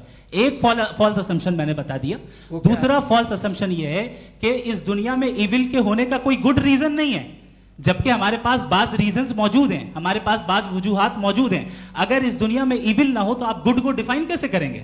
अगर जुल्म ना हो आप इंसाफ को समझेंगे कैसे? अगर तारीकी ना हो तो आप लाइट को समझेंगे कैसे? बहुत अच्छे। अभी और सुन लें, अभी और बाकी है। ये तो बात बहुत पसंद आई साहब मुझे कि जब तक रेप ना हो तब तक औरतों की इज्जत का ख्याल आपने मेरा जवाब पूरा सुना ही नहीं। जब तक के बच्चों का कत्ल ना किया जाए तब तक आपको बच्चों की मासूमियत की इज्जत। आपने पूरा जवाब सुना ही नहीं। क्या बात है, क्या आपने नुक्ता निकाला? आपने पूरा जवाब सुना ही नहीं। आप सुन लें, मेरी बात सुन लें। ये मैंने आपको एक चीज बताई। दूसरी चीज, इस दुनिया में हम आए हैं टेस्ट के लिए, हमारा टेस्ट हो रहा है और हर इंसान का अलग अलग अंदाज में टेस्ट होता है। और इस दुनिया में अगर इविल मौजूद है तो वो इविल जरिया है हमारे अंदर ह्यूमन नोबल क्वालिटीज को डेवलप करने का और अलग अलग फील्ड में प्रोग्रेस करने का। और अगर हमारे अंदर और इस दुनिया में इविल नहीं होता तो बताइए टेस्ट का मतलब क्या होता? अगर मैं अपने स्टूडेंट को एमसीक्यूज दूं और उसमें सिर्फ राइट आंसर लिख कर दे दूं और कहूं तुम्हारा टेस्ट हो गया, ये मीनिंगलेस है। इस दुनिया में अगर हम टेस्ट के लिए आए हैं तो जाहिर है गुड एंड इविल दोनों मौजूद है। तो अगर गुड एंड इविल दोनों मौजूद है तो ये इविल भी खुदा का बनाया हुआ है? जी हाँ, खुदा का बनाया हुआ है। लेकिन अच्छा, चलो अच्छी बात। जी बिल्कुल, तो बिल्कुल खुदा ने बनाया। अभी तो ये है कि जो मेजॉरिटी है दुनिया में वो इविल है, तो ये खुदा एक्चुअली इविल के साइड पे लग रहा है मुझे। बिल्कुल भी नहीं, मैं बताता हूं। मेजॉरिटी में तो वो है। क्या बात कर रहे हैं भाई आप? कोई भी जो मुंसिफ होगा, चाहे आपका अपना घर हो जिसके आप सबसे बड़े हैं, चाहे आपकी ऑर्गेनाइजेशन हो जो आप चलाते हैं, वहां पर आप इविल रखेंगे साबित करने को कि बाकी लोग शरीफ हैं? मेरी बात सुनिए। क्या ये आर्ग्यूमेंट ही गलत है? अगर कि जब तक के कोई इविल नहीं होगा तब तक के शरीफ आदमी शरीफ नहीं लगेगा। अगर एग्जामिनर गलत ऑप्शन दे रहा है तो एग्जामिनर इविल नहीं हो गया। जो गलत ऑप्शन को सेलेक्ट कर रहा है वो फेल होगा। क्रिएटर ने इविल को बनाया है लेकिन वो इविल नहीं है। अच्छा सुनिए मेरी बात, लेट मी कंप्लीट सर। जी जी। क्रिएटर ने इविल को बनाया है टेस्ट के लिए, वो इविल नहीं है। इविल वो होगा जो उसे इख्तियार करेगा। छुरी को बनाने वाला गलत नहीं होता है, छुरी का गलत इस्तेमाल करने वाला गलत होता है। रेप को कैसे गलत इस्तेमाल करते हैं? रेप इंसान के फ्री विल का नतीजा है। ये रेप कैसे गलत इस्तेमाल होता है? ये मुझे अब सुन लें, अब सुन लें। गलत इस्तेमाल होता है। हाँ, मैं बता रहा हूँ ना, कैसे गलत इस्तेमाल? मैं बता रहा हूँ जी। कि जो इविल इस दुनिया में मौजूद है उसके कई सारे तरीके हैं। एक तरीका इंसान का अपना फ्री विल है। अब अगर कोई रेपिस्ट रेप कर रहा है तो इसका गॉड का कसूर नहीं है, वो अपने फ्री विल का गलत इस्तेमाल कर रहा है, उसको सजा मिलनी चाहिए। अच्छा। और उसी के लिए जहन्नम बनाई गई है। ये फ्री विल का भी बड़ा चक्कर। आप जब कोई बुरा काम करते हैं या कोई बुराई होती है तो ये कहा जाता है कि ये फ्री विल है। 7 billion free wills are moving on this planet. 7 billion free will. और एक आदमी अपनी फ्री विल से मुझे कत्ल कर दे तो मैं खुदा की मर्जी से मरा हूँ कि इसकी फ्री विल की वजह से? मेरी मौत खुदा के हाथ है या ये फ्री विल वाले के हाथ है? खुदा ने फ्री विल का निजाम बनाया है और उस निजाम का गलत इस्तेमाल करके कोई आपको मार रहा है, इस्तेमाल करके मेरा कत्ल कर देता है। अब मेरी मौत का जिम्मेदार कौन है? वो इंसान जिम्मेदार है। वो इंसान। जी। तो ये कहना कि और उसको सजा मिलेगी। तो अब आप आगे चलिए कि ये तय करना कि अल्लाह ही या खुदा, सॉरी अल्लाह ने, खुदा ही जिंदगी देता है, खुदा ही मौत देता है, ये गलत है। बिल्कुल गलत नहीं है। हाँ, नहीं, निजाम उसी ने बनाया फ्री विल का। निजाम मौत और हयात का उसी ने बनाया। You are contradicting yourself. अभी आपने कहा कि एक आदमी ने फ्री विल से आपको मार दिया, इसमें उसे फ्री विल दी गई थी, उसने गलत इस्तेमाल किया। 7 billion free wills are moving on this planet और आप चाह रहे हैं कि मैं सिर्फ खुदा का ध्यान करूं। ये 7 बिलियन फ्री विल्स को मुझे लुक आफ्टर करना पड़ेगा कि नहीं? ये तो तबाहियां कर रही हैं और तबाहियां ज़्यादा हो रही हैं। बिल्कुल। तो अगर आप बताएं अगर खुदा नहीं है फॉर एग्जाम्पल, तो आप इविल को कैसे डिसाइड करेंगे? यानी how can you define evil objectively without God? देखिए, दुनिया में 2 तरह के जानवर हैं। एक जो अकेले रहते हैं जंगल में और एक जो ग्रुप्स में रहते हैं। ग्रुप में जो भी रहेगा, चाहे वो आपका फाउंडेशन हो, चाहे कोई क्लब हो, चाहे कोई पॉलिटिकल पार्टी हो, चाहे कोई यूनिट हो, उसमें आपको इंटरैक्ट करने के रूल बनाने पड़ेंगे। यानी लोग तय करेंगे। लोग तय करेंगे। अगर लोगों ने यह तय किया कि किसी का रेप करना सही, आप जस्टिफाई करेंगे? नहीं, आपका फाउंडेशन तो ये हो गया ना कि लोग ही विल डिसाइड करेंगे। नहीं। अरे दुनिया में ऐसे ग्रुप्स हैं जो रेप को जायज़ मानते हैं सर्टेन हालात में। मैं डिटेल में नहीं जानूंगा, आप भी जानते हैं।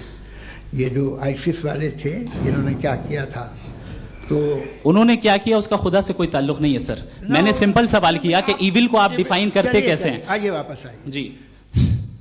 आप साथ में तभी रह सकते हैं जब कुछ आप ऐसे उसूल डेवलप करें जिसमें हर एक का बेसिक तहफ़्फ़ुज़, हर एक का बेसिक राइट हो और हर एक को कोई आराम मिले। यही तरीक़ा है किसी भी ऑर्गेनाइजेशन जिसमें एक से ज़्यादा लोग हैं और वो ऐसे चलती है ज़िंदगी। उसमें अगर आप गड़बड़ करेंगे तो तबाही होगी, नुकसान होगा, बर्बादियाँ आएंगी। और अगर उसमें आप घर ले लीजिए ना, एक हस्बैंड है, एक वाइफ है, बच्चे हैं, वालदा भी हैं, 2 बहनें भी हैं, एक भाई भी है। अब इसमें कोई निज़ाम आपको चाहिए साथ में रहने का, और एक दूसरे पे भरोसा रहे, एक दूसरे के बहीख्वाह हों, एक दूसरे की मदद करें, ऐसी जिंदगी। सर आपकी बात आ गई। आप ये कह रहे हैं कि लोग डिसाइड करेंगे क्या सही है क्या गलत है, यही है? मेजॉरिटी डिसाइड करेगी क्या सही है क्या गलत है? अरे भाई बिल्कुल। मेजॉरिटी अगर ये कहे कि नाजी जर्मनी के साथ जिस तरह मेजॉरिटी थी कि जेनोसाइड करना सही, आप जस्टिफाई करेंगे? उस वक्त आपका ये सवाल सिर्फ उसके बाद क्लोजिंग। हाँ, उस वक्त प्लेनेट पे जो लोग थे, उनमें कितने लोग हिटलर को सही समझते? अच्छा, प्लेनेट की मेजॉरिटी तय करेगी, सोसाइटी की नहीं। प्लेनेट की मेजॉरिटी गॉड के एग्जिस्टेंस को सही मानती है, आप क्यों नहीं मानते?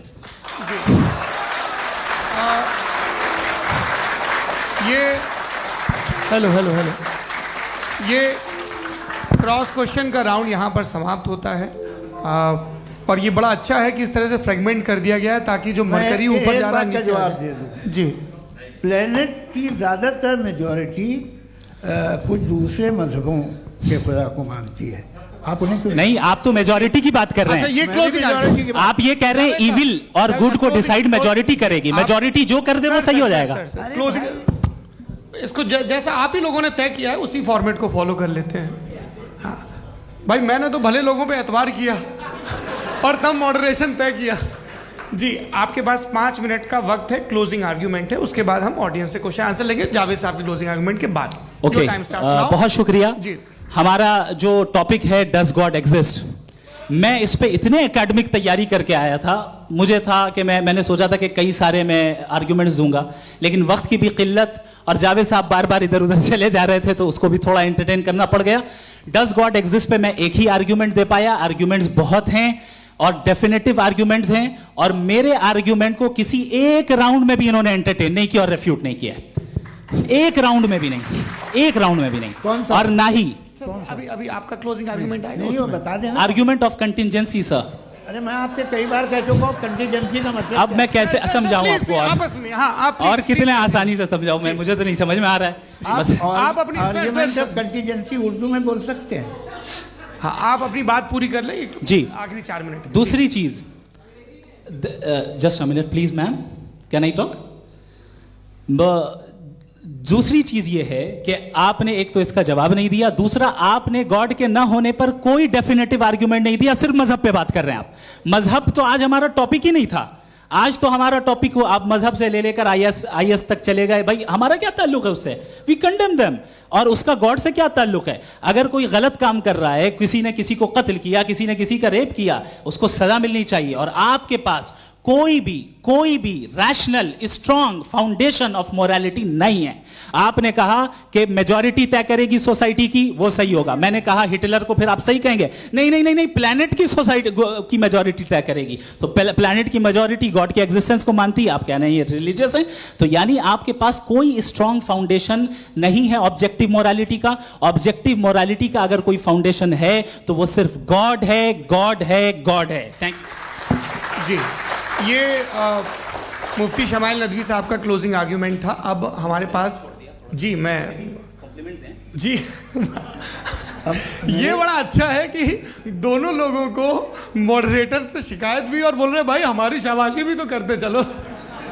अब मेरी बात जी, आपके पास जावेद अख्तर साहब 5 मिनट का वक्त है, ये आपका क्लोजिंग आर्ग्यूमेंट है, टाइम रीसेट कर दें जी। देखिए, बहुत सारी बातें हैं। गॉड का डेफिनेशन दुनिया के किसी भी रिलीजन में है कि वो ओमनीपोटेंट है, ओमनीप्रेजेंट है, he is just, he is kind, he loves you and so on. मैं जब दुनिया देखता हूँ तो मुझे कोई ऐसा सुप्रीम पावर यहाँ दिखाई नहीं देती है जो इंसान की बहबूदी के लिए कुछ कर रही हो, कमज़ोर को बचा रही हो, मदद कर रही हो, जालिम को पीछे हटा रही हो। मैं नहीं देखा, तारीख़ में नहीं। एक तो अगर है और ये देख रहा है तमाशा, तो उसका होना न होना बराबर है। दोयम ये कि ये जो है, जब आप ये कहते हैं कि कायनात जिसकी कंटीजेंसी है, मैं देखिए वो लफ्ज़ इस्तेमाल किया मैं, तो ये कैसे हो सकती है भाई? और फ़ौरन आप सरेंडर कर देते हैं कि जाहिर है कि इसका बनाने वाला तो इससे 10,000 गुना ज़्यादा कॉम्प्लिकेटेड होगा। उस पर आपके होने पे कोई इतराज़ नहीं है। उसे वो टाइमलेस है, वो पहले से था, टाइम तो बहुत बाद में आया। ये सब आप मानने को तैयार है जिसका आपके पास कोई सबूत नहीं, आपके पास कोई रीज़न नहीं है। आपकी तारीख क्या है मज़हबों की? बिलीफ की, जो खुदाओं का बिलीफ है, ये कॉन्स्टेंटली गलत साबित होता रहा है। मतलब आप कहें कि अरिस्टोटल के ज़माने में तो सब जाहिल थे, वो भी इतने ही यकीन से खुदा पे यकीन रखते थे, जो अब नहीं रहा। ये भी नहीं रहेगा, आप लिख लीजिए। और इसके आसार आपको दुनिया में दिखाई देना शुरू हो चुके हैं। ये बहस क्या आज से 100 साल पहले इस तरह हो सकती थी? यहाँ तक तो आपको हम ले आए हैं। तो सर अरे इनको मदद की ज़रूरत नहीं भाई, ये सेल्फ सफिशिएंट आदमी है, आप क्यों इनकी मदद कर रहे हैं? Sir please. तो ये जो है तमाम बातें अपनी जगह हैं। ये एक पैकेज है। आप अकेले, कोई आदमी ऐसा नहीं जो सिर्फ गॉड को मानता हो, उसके साथ बहुत पैराफर्नेलिया आता है, अलग अलग पैराफर्नेलिया आते हैं। They have always created chaos in the society. मैं तो आपको सीधा ऑफर देता हूँ कि दुनिया में 10 इम्पॉर्टेंट बिलीव्स हैं।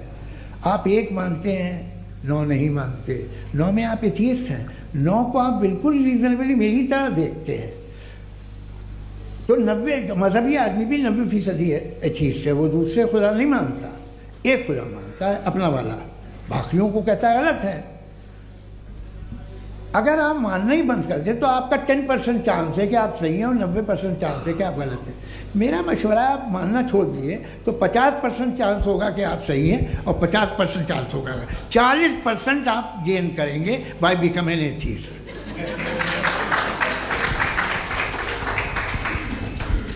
ये एक फरसूदा ख्याल है, ये ख़त्म हो रहा है।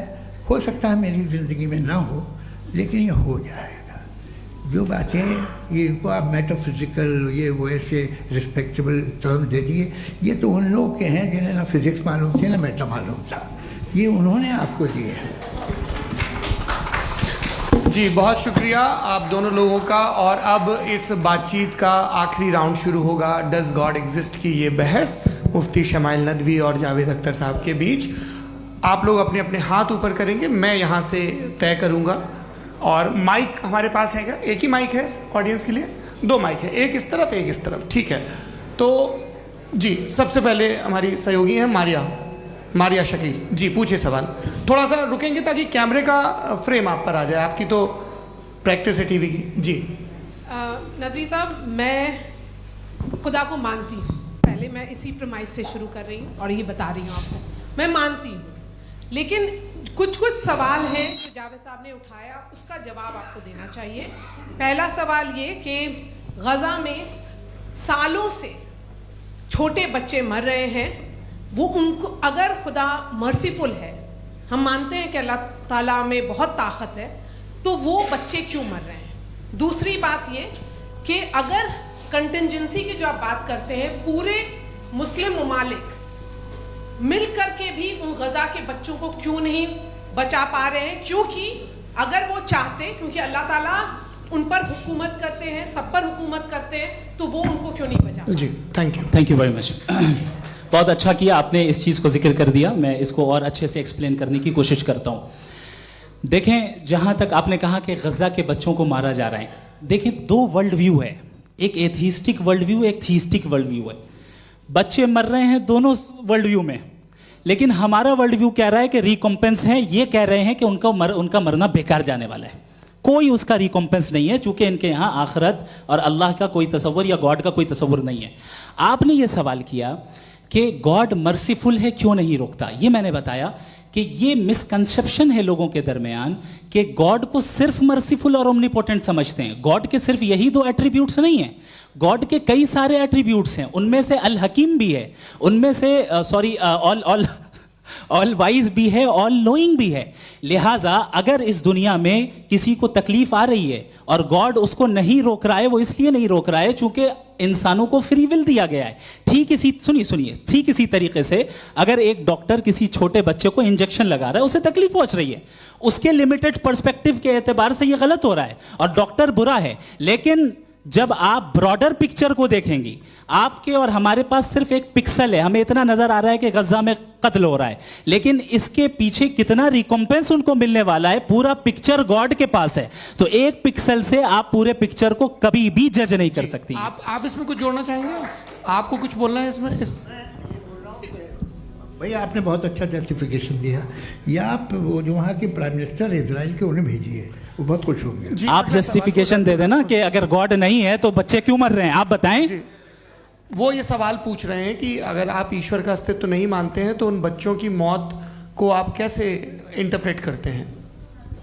भाई ये दुनिया जो है, जो ताकतवर लोग होते हैं वो एक नाइंसाफ़ी करते हैं। तो ये अच्छा काम है, आपके नज़दीक तो नेचर नाइंसाफ़ी पे मबनी है। अरे मेरे भाई, आप नेचर की कहाँ बात कर रहे हैं, तो इंसान की बात। तो फिर जब मैं इंसान की बात कर रहा था, आप नेचर की बात करने लग गए। क्रॉस एग्जामिनेशन नहीं। हाँ, अब आप मुझे बोलने नहीं देंगे तो अलग बात है, आप बोलिए, मुझे कोई जल्दी नहीं। जी नहीं, ये क्रॉस एग्जामिनेशन, मुझे बोल तो लेने दीजिए। जी बोलिए। क्या बात ये है कि ह्यूमन सोसाइटी तभी साथ में रह सकती है जब वो मोहब्बत से, एकता से, एक दूसरे के एहतराम करके रहे। इसके अलावा पॉसिबल नहीं, अकेले तो इंसान रह नहीं सकता।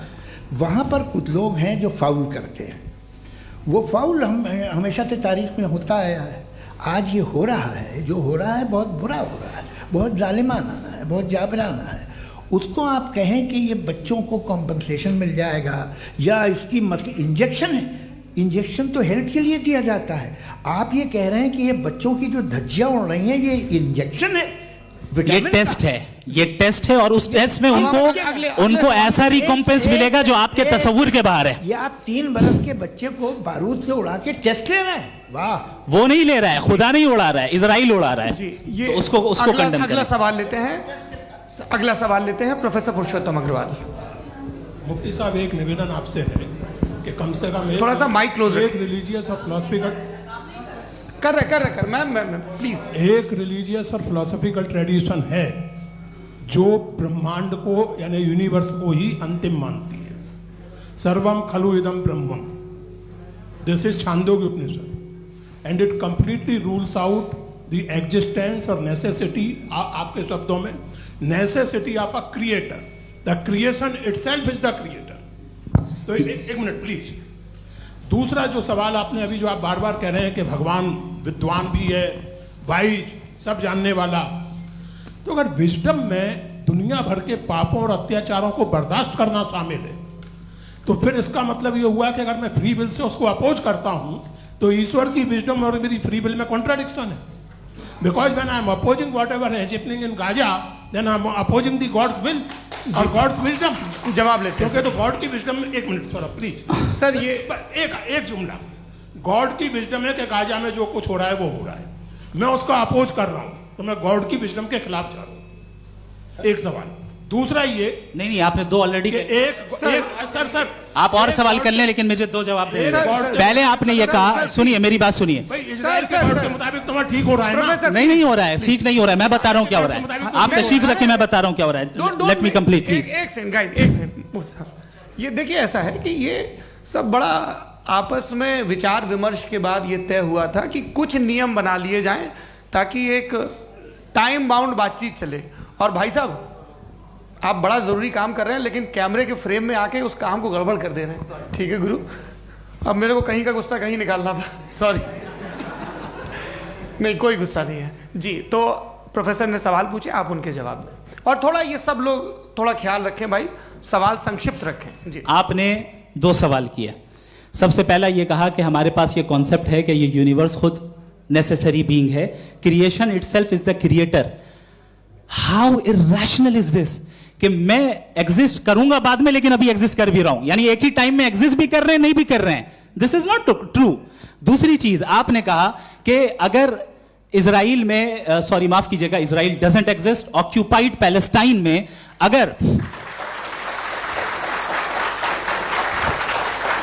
अगर ऑक्यूपाइड पैलेस्टाइन में बच्चों को मारा जा रहा है फ्री विल की वजह से और गॉड नहीं रोक रहा, ये कॉन्ट्रडिक्शन है। ये बताइए कि एक एग्जाम में एक बच्चा गलत आंसर लिख रहा है, सुनिए, एग्जामिनर चाहे तो रोक सकता है, क्यों नहीं रोक रहा है?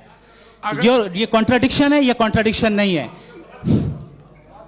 माइक नहीं सर, ये आपस में जी, ये क्या आपका सवाल? माइक दीजिए। फ्री विल दिया गया है टेस्ट के लिए, अकाउंटेबिलिटी के लिए। अगर फ्री विल नहीं होता तो आप कहते हैं हमें रोबोट बना दिया गया। नॉट मिसरिप्रेजेंट माय पोजीशन, आपकी जो भी पोजीशन, मैं अपनी फ्री विल के नाते, अपने ह्यूमन विजडम के नाते गाजा में हो रही अत्याचार का विरोध करता हूं। बिल्कुल करना चाहिए। आपके हिसाब से मैं गॉड की विजडम का विरोध कर रहा हूं? बिल्कुल नहीं, जो हो रहा है गॉड, बिल्कुल भी नहीं, बिल्कुल भी नहीं।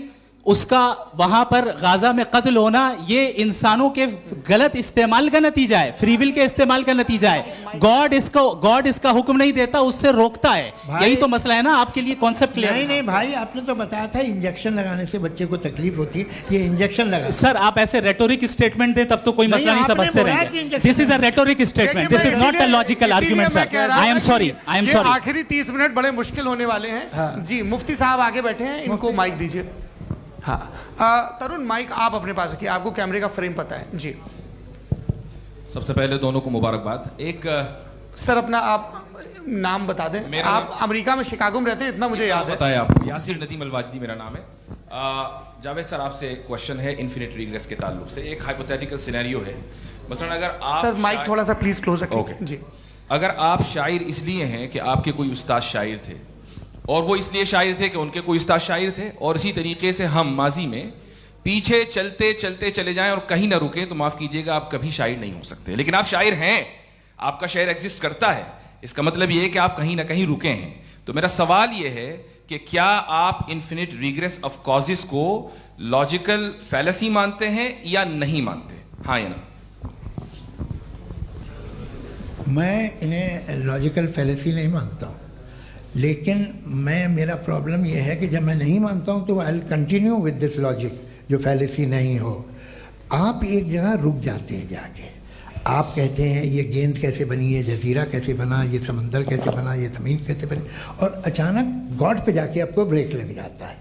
एक बार आप सवाल नहीं करते कि भाई इनको बनाने वाला तो इनसे भी कॉम्प्लिकेटेड होगा, वो कैसे बना, उसके बारे में आपने इत्मीनान कर लिया, वो हमेशा से है।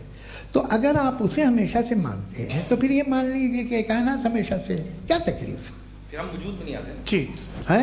हम मौजूद नहीं। अच्छा सर क्यों नहीं हो मैं सकता? बताऊं प्लीज प्लीज। जैसे मैंने मिसाल दी आपके शेर, आपका शेर कभी वजूद में ना आता अगर शायर इसी तरह चलते रहते हमेशा। जी माइक मेरे ख्याल से एक सेकंड। इन्फिनिट रिग्रेस का कॉन्सेप्ट क्लियर नहीं हो पाया, ऐसे रहने दें, लेट्स मूव ऑन सर। ठीक है, हाँ थोड़ा सा मॉडरेटर का भी ख्याल रखें। नहीं नहीं आपने तो रखा है, आपने रखा है।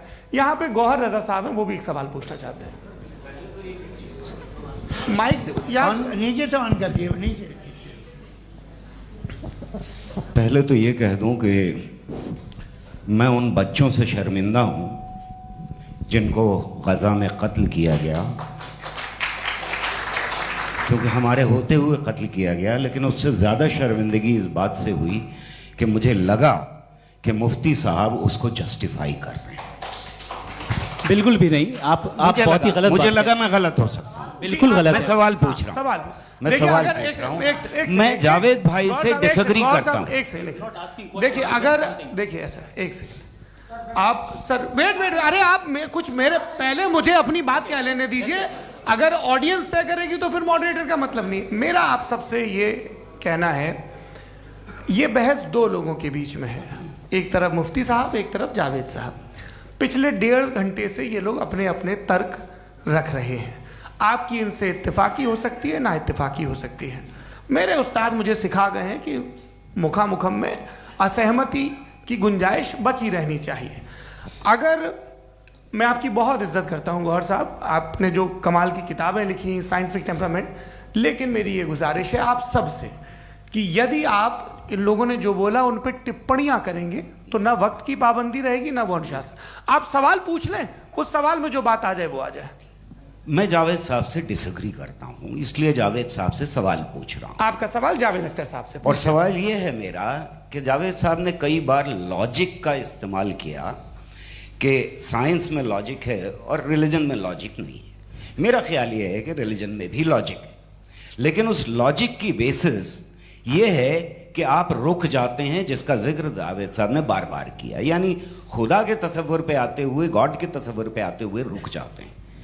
और इसमें सवाल पूछना मतलब फॉरबिडन होता है। सवाल यह है कि क्या जावेद साहब इससे एग्री करते हैं कि साइंस की लॉजिक अलग है और रिलीजन की लॉजिक अलग है? बताइए सर।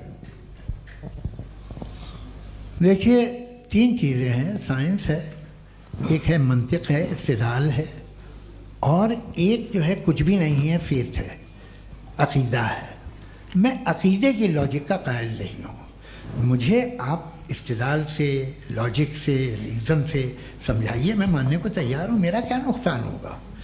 लेकिन ये कि अकीदे पे मैं नहीं जा सकता हूँ। अकीदे का मतलब है कि तुम ये मान लो, सवाल ना करो, ये नहीं। आप सारी बातें करके, बड़ी साइंटिफिक बातें करके एक जगह जाके खुदा के हुदूद पे रुक जाते हैं, सरेंडर कर देते हैं। मैं सरेंडर करने को तैयार नहीं। That's all. जी, ये आगे सर बैठे हुए हैं, इनको माइक दीजिए। भाई वो आप पूछना चाह रहे थे ना भाई? हाँ नहीं मैं ये थैंक यू जी। आपका नाम? आसिम इफ्तिखार। आसिफ जी, पूछिए। सर, जावेद सर से सवाल है कि आपने अपने माइक थोड़ा करीब रखिए। अपने क्लोजिंग स्टेटमेंट में ये बात कही थी कि मज़हब का जो फ्यूचर है वो ज़्यादा दिन नहीं जाने वाला है, लेकिन मैं देख पा रहा हूँ कि जो ऑक्सफोर्ड यूनिवर्सिटी की एक स्टडी है 2011 में हुई है, जिसके 50 एकेडमिशियंस ने इसको अंजाम दिया था, उसमें वो ये कहते हैं कि जो फेथ इन गॉड है वो इनबिल्ट है ह्यूमन नेचर के अंदर, जिसको हम कहते हैं फितरत के अंदर शामिल है वो। और वो ये कहते हैं कि अगर कोई ये समझता है कि मज़हब को वो ख़त्म कर देगा तो ये उसकी गलत फहमी है। तो आप इसके बारे में, इस स्टडीज़ के बारे में क्या कहते हैं? ठीक है। मैं उनसे एग्री नहीं करता हूँ। वो कौन से प्रोफेसर होंगे, ऐसा इनके क्या पास डेटा है, इन्होंने डेटा के बेस होगा? डेटा क्या हो सकता है? फ्यूचर का डेटा तो नहीं हो सकता ना उनके पास, प्रेजेंट का डेटा हो सकता है। डेटा आपने सुना 100 साल पहले का बाद का डेटा? मैंने तो नहीं सुना आज तक। तो आज उनकी ये राय है और होगी राय, ठीक है। दुनिया में तरह तरह की राय है लोग, लेकिन मैं समझता हूँ कि वक्त के साथ इंसान ज़्यादा से ज़्यादा रीजनेबल और लॉजिकल होता जा रहा है। आज आप देखिए वेस्टर्न यूरोप में क्या परसेंटेज है नॉन बिलीवर्स की, बहुत हाई। वहाँ चर्च खाली पड़े होते हैं। तो अल्टीमेटली तो इंसान कोई ऐसी बात बहुत अरसे तक नहीं मान सकेगा, चाहे गलत या सही, जो उससे उसके दिमाग को, उसके जहन को, उसके लॉजिक को अपील न करे। वो कह रहे हैं तो ऑक्सफोर्ड के होंगे तो कैम्ब्रिज के होंगे, तो मुझे क्या लेना देना। उनका डेटा मुस्तकबिल का नहीं हो सकता है। जी दीपक, हाँ पूछिए। मैं आऊँगा, अभी पीछे की साइड भी आऊँगा, माइक वहीं भेजूंगा 2-3 साल के लिए। जी जावेद साहब, आपसे सवाल है। नमस्ते। अरे भाई सर, अगर आप ही लोग तय करना है तो फिर 200 लोग तय कर लें। नहीं sir, please don't do this sir. Everybody has a right sir, but we can only take selected questions. No sir, ये यंग लोग भी हैं तो इनकी ये अब उतने यंग, भाई आप यंग हैं कि नहीं हैं? वो कह रहे हैं वो भी यंग हैं साहब, आप उनकी नौजवानी पर दावा उनको ही करने थे। हाँ मुफ्ती साहब आप यंग, हाँ पूछे। अरे भैया सर मेरा सवाल ये है, कुछ इनसे भी तो पूछो। जी नहीं, बस आपसे एक सवाल है। जैसे थीस्टों के पास अपने जो ईश्वर को मानते हैं उनके पास अपने सोशल गेट टुगेदर्स हैं। 5 रोज आज क्रिसमस आने वाला है, होली है, दिवाली है, ईद है। एथिस्ट क्या ऑफर कर रहे हैं? मतलब मैं इनकी दुकान से बोलूं, मैं आना चाहता हूं उस तरफ, पर मैं अट्रैक्ट नहीं हो पा रहा हूं। मैं सोशल गेट टुगेदर्स क्या है आपके पास? वो ये कह रहे हैं कि जो धार्मिक लोग हैं, अलग अलग धर्म के लोग, उनके उत्सव त्योहार कॉन्ग्रेगेशन बहुत हैं। अब आपको मैं एक सुनाता हूँ, यहाँ हिस्टोरियन भी बैठे हैं। मृदुला जी आप बताइएगा सही है कि नहीं। ये एक कॉन्स्टेंटाइन, एक ग्रीक रोमन बादशाह था जो क्रिश्चियनिटी आने के 400 साल बाद उसने डिसाइड किया कि मैं क्रिश्चियन हो जाऊंगा, मेरी पूरी स्टेट कैंसिल हो जाएगी। उस ज़माने में ऐसे ही होता था, राजा जो धर्म इख्तियार करता था वो जनता भी कर लेती थी। इसलिए कि वो हो गया था बैंकक्रप्ट, और उसे जो मेडिटेरियन कोस्ट के रिच क्रिश्चियन वो थे मर्चेंट, उससे पैसा चाहिए था। तो उसने कहा यार क्रिश्चियन हो जाओ। तो उसने अपने वजीर से कहा कि भाई ये हिस्ट्री है कि अब हम लोग क्रिश्चियन हो जाते हैं। पहले सर हो जाएंगे, कोई प्रॉब्लम नहीं है, लेकिन एक प्रॉब्लम ये है कि 17 दिसंबर से 25 दिसंबर तक जो पेगन फेस्टिवल होता, जो पेगन्स थे वो लोग, जो फेस्टिवल होता है वो बंद हो जाएगा, इसलिए कि हम क्रिश्चियन हो गए तो होगा नहीं। तो वो बच्चों को बहुत बुरा लगेगा, पब्लिक को बहुत इन्जॉय करते हैं, खासतौर से 25 को मेन डे। तो उसने कहा हाँ ये तो सही कह रहे हो। ये जीसस क्राइस्ट की पैदाइश कब थी? पहले साहब वो अप्रैल में थी। नहीं कट करो, वो 25 दिसंबर को है। यह हकीकत है जी। और 400 साल बाद क्रिश्चियनिटी के अप्रैल से दिसंबर ले आए, और इसलिए कि यहाँ पेगन फेस्टिवल होता था। अब मनाते हैं आप आराम से। ये जो सारे फेस्टिवल हैं ये रिलीजन से, हर एक को एक इंटरटेनमेंट डिपार्टमेंट चाहिए होता है अपनी कंपनी चलाने के लिए। तो ये रिलीजन ने, ये सेकुलर त्यौहार थे जिन्हें रिलीजन्स ने ले लिया है। ये मौसम के थे, फसलों के थे, किसानों के थे, उसको आपने लेके रिलीजियस रंग दे दिया।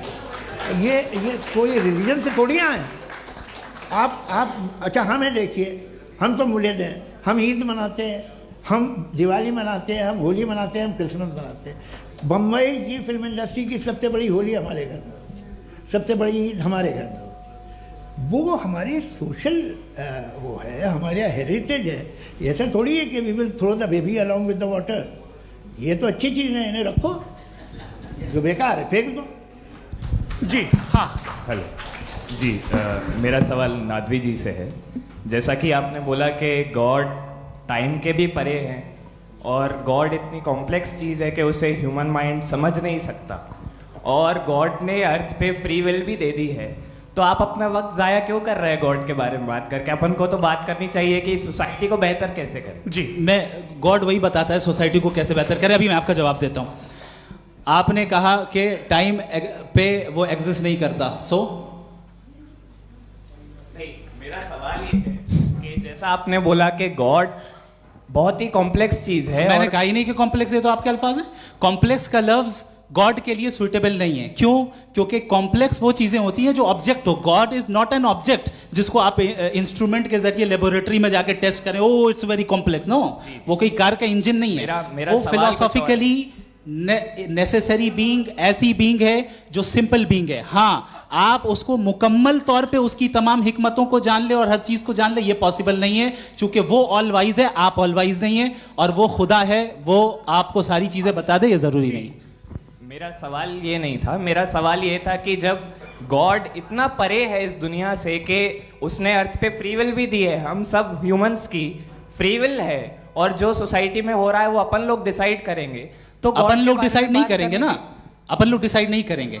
गॉड जो है, गॉड ने वो उसकी जात, उसकी एग्जिस्टेंस टाइम एंड स्पेस से परे है, लेकिन वो हमारा टेस्ट ले रहा है और उसी गॉड ने हमें बताया कि तुम्हें क्या करना है क्या नहीं करना है, तो जाहिर है उस गॉड की बात सुनेंगे ना हम। जी, वो पीछे एक चश्मा लगाए जो मैम खड़ी हैं, उनको दीजिए। हाँ, आप जी जी बिल्कुल आएंगे। देखिए मैं कोशिश कर रहा हूँ सब तरफ जाने की। हाँ, उनको दीजिए माइक। जी,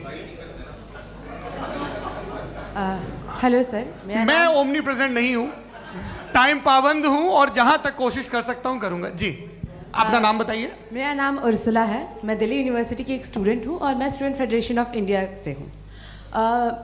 मेरा सवाल मुफ्ती जी से है कि इस हॉल के इस कमरे में बैठ के हम लोग रेप की मोरालिटी के बारे में फिलोसफिकली बात तो कर सकते हैं, बट असलियत ये है कि रोज़मर्रा की ज़िंदगी में औरतें रेप के थ्रू गुजरती हैं, और हम लोग सिर्फ नंबर्स पे इस तरह नहीं देख सकते, क्योंकि कितनी औरतें हैं इन कंट्रीज़ में जहाँ पे आप बता रहे हैं कि केसेस कम हैं, जिनका एक्सेस है कि वो जाके केस फाइल कर सकें। कितनी औरतें हैं जो जिनको काम करने की आज़ादी है उन कंट्रीज़ में। यूरोप में ये आज़ादी आ गई, यूरोप में ये रूल्स आ गए, तो हम आज उसके बारे में बात कर पा रहे हैं। जी, जवाब। आपने ये कहा कि कमरे में बंद होकर हम लोग इस पर फिलोसफिकली बात कर सकते हैं, लेकिन हकीकत में क्या हो रहा है, वो ग्राउंड लेवल पे क्या हो रहा है जो बहुत गलत हो रहा है, और वो सफ़र कर रही हैं। आई एग्री, बहुत गलत हो रहा है, और जो गलत हो रहा है उसको हमें रोकना है।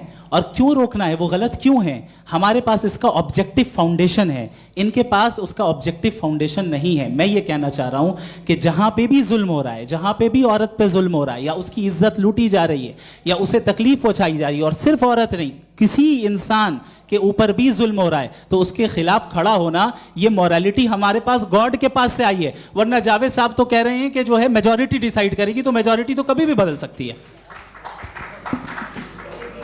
क्या आप ये थोड़ी सी आपको गलतफहमी है। मैं अगर मेरे जुमले से ये मदनत निकला या मैंने कहा, तो ये जुमला मैं वापस लेता हूँ। ये मेरा मतलब ही नहीं था कि मेजॉरिटी डिसाइड करेंगे। मेजॉरिटी डिसाइड करे तो दुनिया में बड़ी, वैसे आपने कहा था ये जुमला, अच्छा हो सकता है, मैं मान रहा हूँ, बाद में रिकैप कर लेंगे। अरे एक सेकंड, मैं अपनी एक्सप्लेनेशन देता हूँ। मुनासिब बात यह है कि हम सब के सब दिल में जानते हैं कि क्या अच्छा है क्या बुरा है, हमें पता है अच्छी तरह से। जो लोग बुरे काम करते हैं उन्हें भी मालूम अच्छा क्या है। यही तो सवाल था हजरत कि फिर ये मोरालिटी आई कहाँ से? Cross examination. हाँ जी, हाँ। मोरालिटी साथ रहने की डिजायर से आई है, यानी साथ रहकर जो कुछ कह दे, जो कुछ कर दे, वो हो जाएगा? नहीं नहीं, तो आप कायदे से रही कर सकते हैं जब तक लोगों में मोरालिटी हो, वरना क्यास हो जाएगा। ये आपको कैसे पता? जी, हमने देखा ना, जहाँ मोरालिटी का क्यास हो गया, हम देखते हैं। कहाँ पे देख भाई? दुनिया में।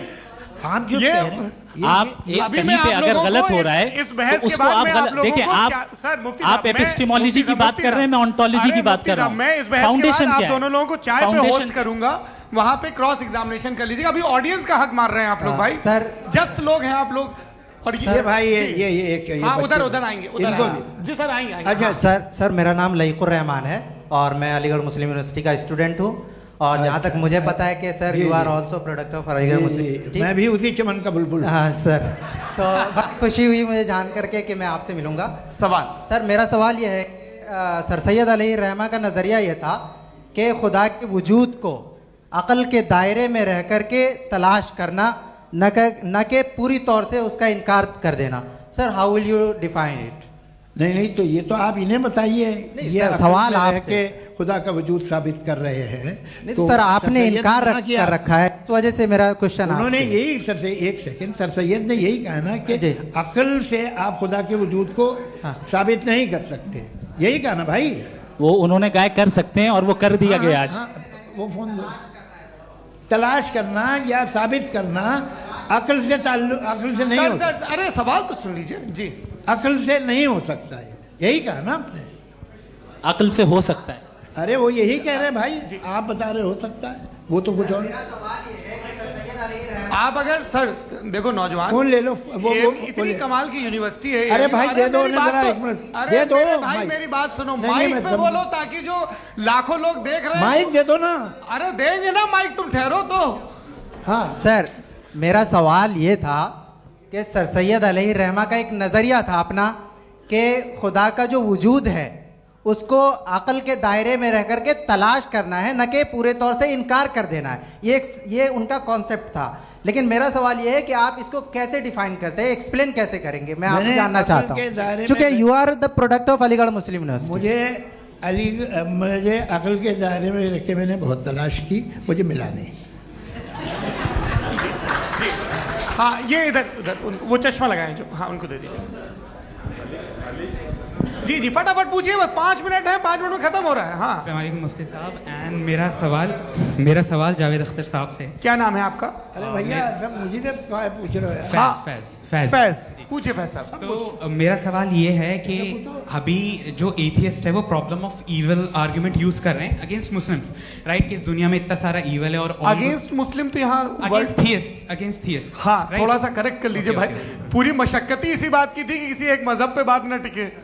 जी, तो बेसिकली ये आर्गुमेंट ऐसा है कि इस दुनिया में इतना ज़्यादा ईवल एग्जिस्ट करता है और अगर एक ऑल गुड गॉड है तो वो रोकता क्यों नहीं है? लेकिन इस सवाल में एक हिडन अजम्पशन ये है कि इस दुनिया में ईवल एग्जिस्ट करता है। अब एथियस्ट ये कैसे ऑन्टोलॉजिकली प्रूव कर सकते हैं कि इस दुनिया में ईवल एग्जिस्ट करता है? मैं आपको बताता हूँ, थोड़ा सा समझा। नहीं सर हम लोग इनको सुनिए। नहीं please don't do that. I want to explain ontologically. हम समझ गए सर, इनको अब जवाब देने दीजिए। अच्छा सवाल पूछ लो। मैं अभी तक क्या था वो मैं थोड़ा सा ऐड ऑन कर लेता हूँ। तुम गुरु, तो हम जब इसका राउंड 13 करेंगे ना तब तुमको स्टेज पे बिठाएंगे। जी तो हाँ जल्दी से। तो देखिए एथियज्म के हिसाब से सब कुछ रैंडमली बन गया है, सब कुछ एटम्स और मॉलिक्यूल्स है। एक पत्थर में और मुझ में सिर्फ इतना फर्क है कि हम लोग एटम्स और मॉलिक्यूल्स का अलग अलग रीअरेंजमेंट है। अब एक पत्थर को कोई इंसान तलवार से 2 टुकड़ों में काटते या मुझे, according to atheism it is same. There is no evil and good according to atheism. जी अच्छा फैज साहब का सवाल ये है कि हाँ कोशिश भी करते तो इससे गलत सवाल नहीं कर पाते। एक लाइफ फॉर्म है और लाइफ फॉर्म में फीलिंग्स हैं, मतलब लाइफ फॉर्म सुनता है, देखता है, टेस्ट कर सकता है, फील कर सकता है। तो उसकी जो ये जो क्वालिटी इस बबल में आ गई हैं तो वो जानवर में भी है, इंसान में भी है। तो जाहिर है कि उसे कोई तकलीफ पहुंचेगी, तो चूंकि उसके पास वो सेंसिटिविटी है तो मैं करेगा। पत्थर में वो सेंसिटिविटी नहीं है। तो ये क्या सवाल हुआ कि अगर पत्थर को काटा तो पत्थर को तकलीफ नहीं होती, तो आपको काटे तो आपको क्यों तकलीफ हो? बैठ जाइए। जी हाँ अगला सवाल। हाँ पूछे जी जावेद अख्तर साहब। अरे भैया सब आप लोग मुफ्ती साहब को छोड़ रहे हैं तो मेरे ही पीछे पड़े हैं क्या? फिर चलो बोलो भाई। You asked how God can exist when children die in Gaza. Huh? You asked how God can exist when children die in Gaza, and you also mentioned the rise of atheism in Europe. But the same events also are leading many atheists and non-believers to turn towards faith. How do you interpret this contradiction, where suffering pushes some away from God, yet brings others closer to belief? आपको एक बात बताऊं, दुनिया perfect तो कहीं भी नहीं है, हर जगह कुछ खामियां हैं। बेटा एक मिनट, मैं आप ही को कहेंगे, देखो वो तो कुछ खामियां, कमज़ोरियां, खराबियां सब जगह है। लेकिन अगर देखोगे ईमानदारी से कि दुनिया सबसे ज़्यादा महज़ब कहाँ है, एक आम शहरी को कहाँ हुकूक हासिल हैं, वो बोल सकता है, अपनी मर्ज़ी से काम कर सकता है, अपनी मर्ज़ी से राय दे सकता है, हुकूमत के ख़िलाफ़ बोल सकता है, बरसरे इक़्तिदार लोगों के बारे में बोल सकता है, सरमायादारों के ख़िलाफ़ बोल सकता है। तो आपको ये स्कैंडिनेवियन कंट्रीज़ में मिलेगा, वेस्टर्न यूरोप में मिलेगा। मैं नहीं कह रहा वो परफेक्ट है, बिल्कुल नहीं, वहाँ बहुत ख़राबियाँ भी हैं, परफेक्ट तो कोई। लेकिन जिन जिन मुल्कों में, लैटिन अमेरिका देखो, गल्फ़ देखो, वहाँ पर आपको ये ज़रूर है कि रेप नहीं होते होंगे। रेप की ज़रूरत क्या है भाई? उसको तो ख़रीद लो, घर में रखो, सड़क पर रेप करने की क्या ज़रूरत है? मगर सुनिए, मगर हकीकत ये है कि वहाँ शख्सी आज़ादी राय देने की, बोलने की नहीं है। जी, ये एक आखिरी सवाल मुफ्ती साहब से। हाँ मैम, इनको माइक दीजिए। शुक्रिया। मेरा नाम मनीषा है, मैं हरियाणा से आई हूँ। मैं मुफ्ती साहब से एक बात पूछना चाहती हूँ। आप बार बार जावेद साहब को कॉन्ट्राडिक्ट तो कर रहे हैं कि आपने ये कहा, लेकिन आप भी अजम्पशंस के बेसिस पे बात कर रहे हैं। आपने खुदा के होने का कौन सा प्रूफ पेश किया है, खुदा की एग्जिस्टेंस का? अब इस सवाल को अलग रहने दीजिए, कौन एथीस्ट है कौन नहीं है। और दूसरी बात जो आपने एक छोटी सी कही थी कि ये फ्री विल का इस्तेमाल करता है इंसान अपनी, लेकिन इस फ्री विल का इस्तेमाल में मतलब खुदा ने ये दे दी सबको ये इजाज़त कि वो कितना घिनौनापन और कितने ज़्यादा ख़राब से ख़राब तरीके इस्तेमाल कर सकता है। जवाब सुनते जी। आप फ्री विल को मानती है ना, या अब कहती है कि फ्री विल नहीं है ना? मानती है ना? तो अब आपके पास इसका कोई एक्सप्लेनेशन नहीं है कि अगर एक इंसान उस फ्री विल का इस्तेमाल करके गलत काम कर रहा है और बच के अच्छी ज़िंदगी गुजार के निकल जा रहा है, उसका कोई रिकम्पेंस नहीं है। हमारे वर्ल्ड व्यू में जो इंसान गलत काम कर रहा है उसको भी रिकम्पेंस यानी उसका बुरा बदला मिलना है, और जो सही काम कर रहा है उसको सही बदला मिलना है। लिहाजा जो फ्री विल है वो इस तरीके से है कि एक लिमिटेड टाइम तक खुदा ने मोहलत दी है। ऐसा नहीं कि छूट दे दी, जो करना है करते रहो हमेशा। वक्त आएगा जब एग्जाम का टाइम खत्म होगा तब रिजल्ट आएगा। दौराने एग्जाम जबरदस्ती आपको नहीं बताया जाएगा। अरे भाई एक सेकंड जी, एक सवाल मुफ्ती साहब से मेरा मुफ्ती साहब से जी, हाँ मैम रुक जाइए। आपसे फोन आप इसके बाद आपसे यही रहेंगे वो। हाँ बोलिए। मैं मुफ्ती साहब एक ही सवाल करता हूँ कि अगर जो हो रहा है फ्री विल से हो रहा है और एक दिन बरोज़ क़यामत इंसाफ होगा मैशर में वगैरह वगैरह, तो दुआ क्यों मांगते हैं लोग? दुआ मांगते हैं इसके मतलब है अभी भी उसने ये डिपार्टमेंट रखा है कि मैं रोज़मर्रा की ज़िंदगी में बिल्कुल बिल्कुल ही कैन। तो तुम कैन हो, तुम मुझे नौकरी दिला देते हो, मेरे बेटे को ग्रीन कार्ड दिला देते हो, और 45,000 बच्चे मरते हो उन्हें रोकते नहीं हो।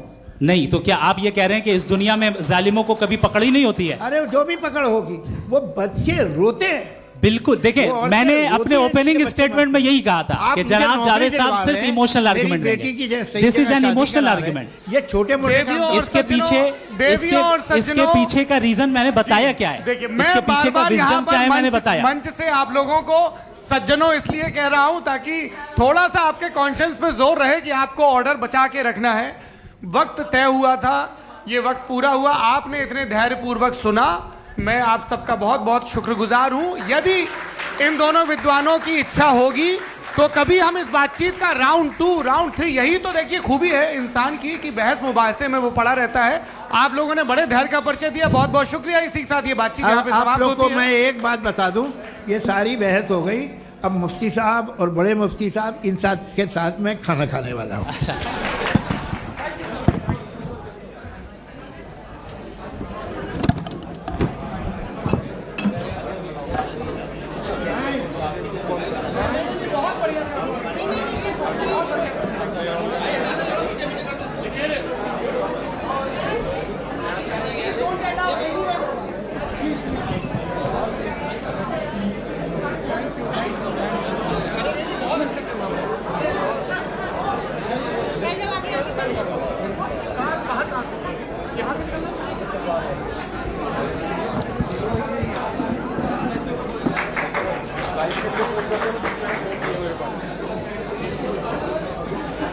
अब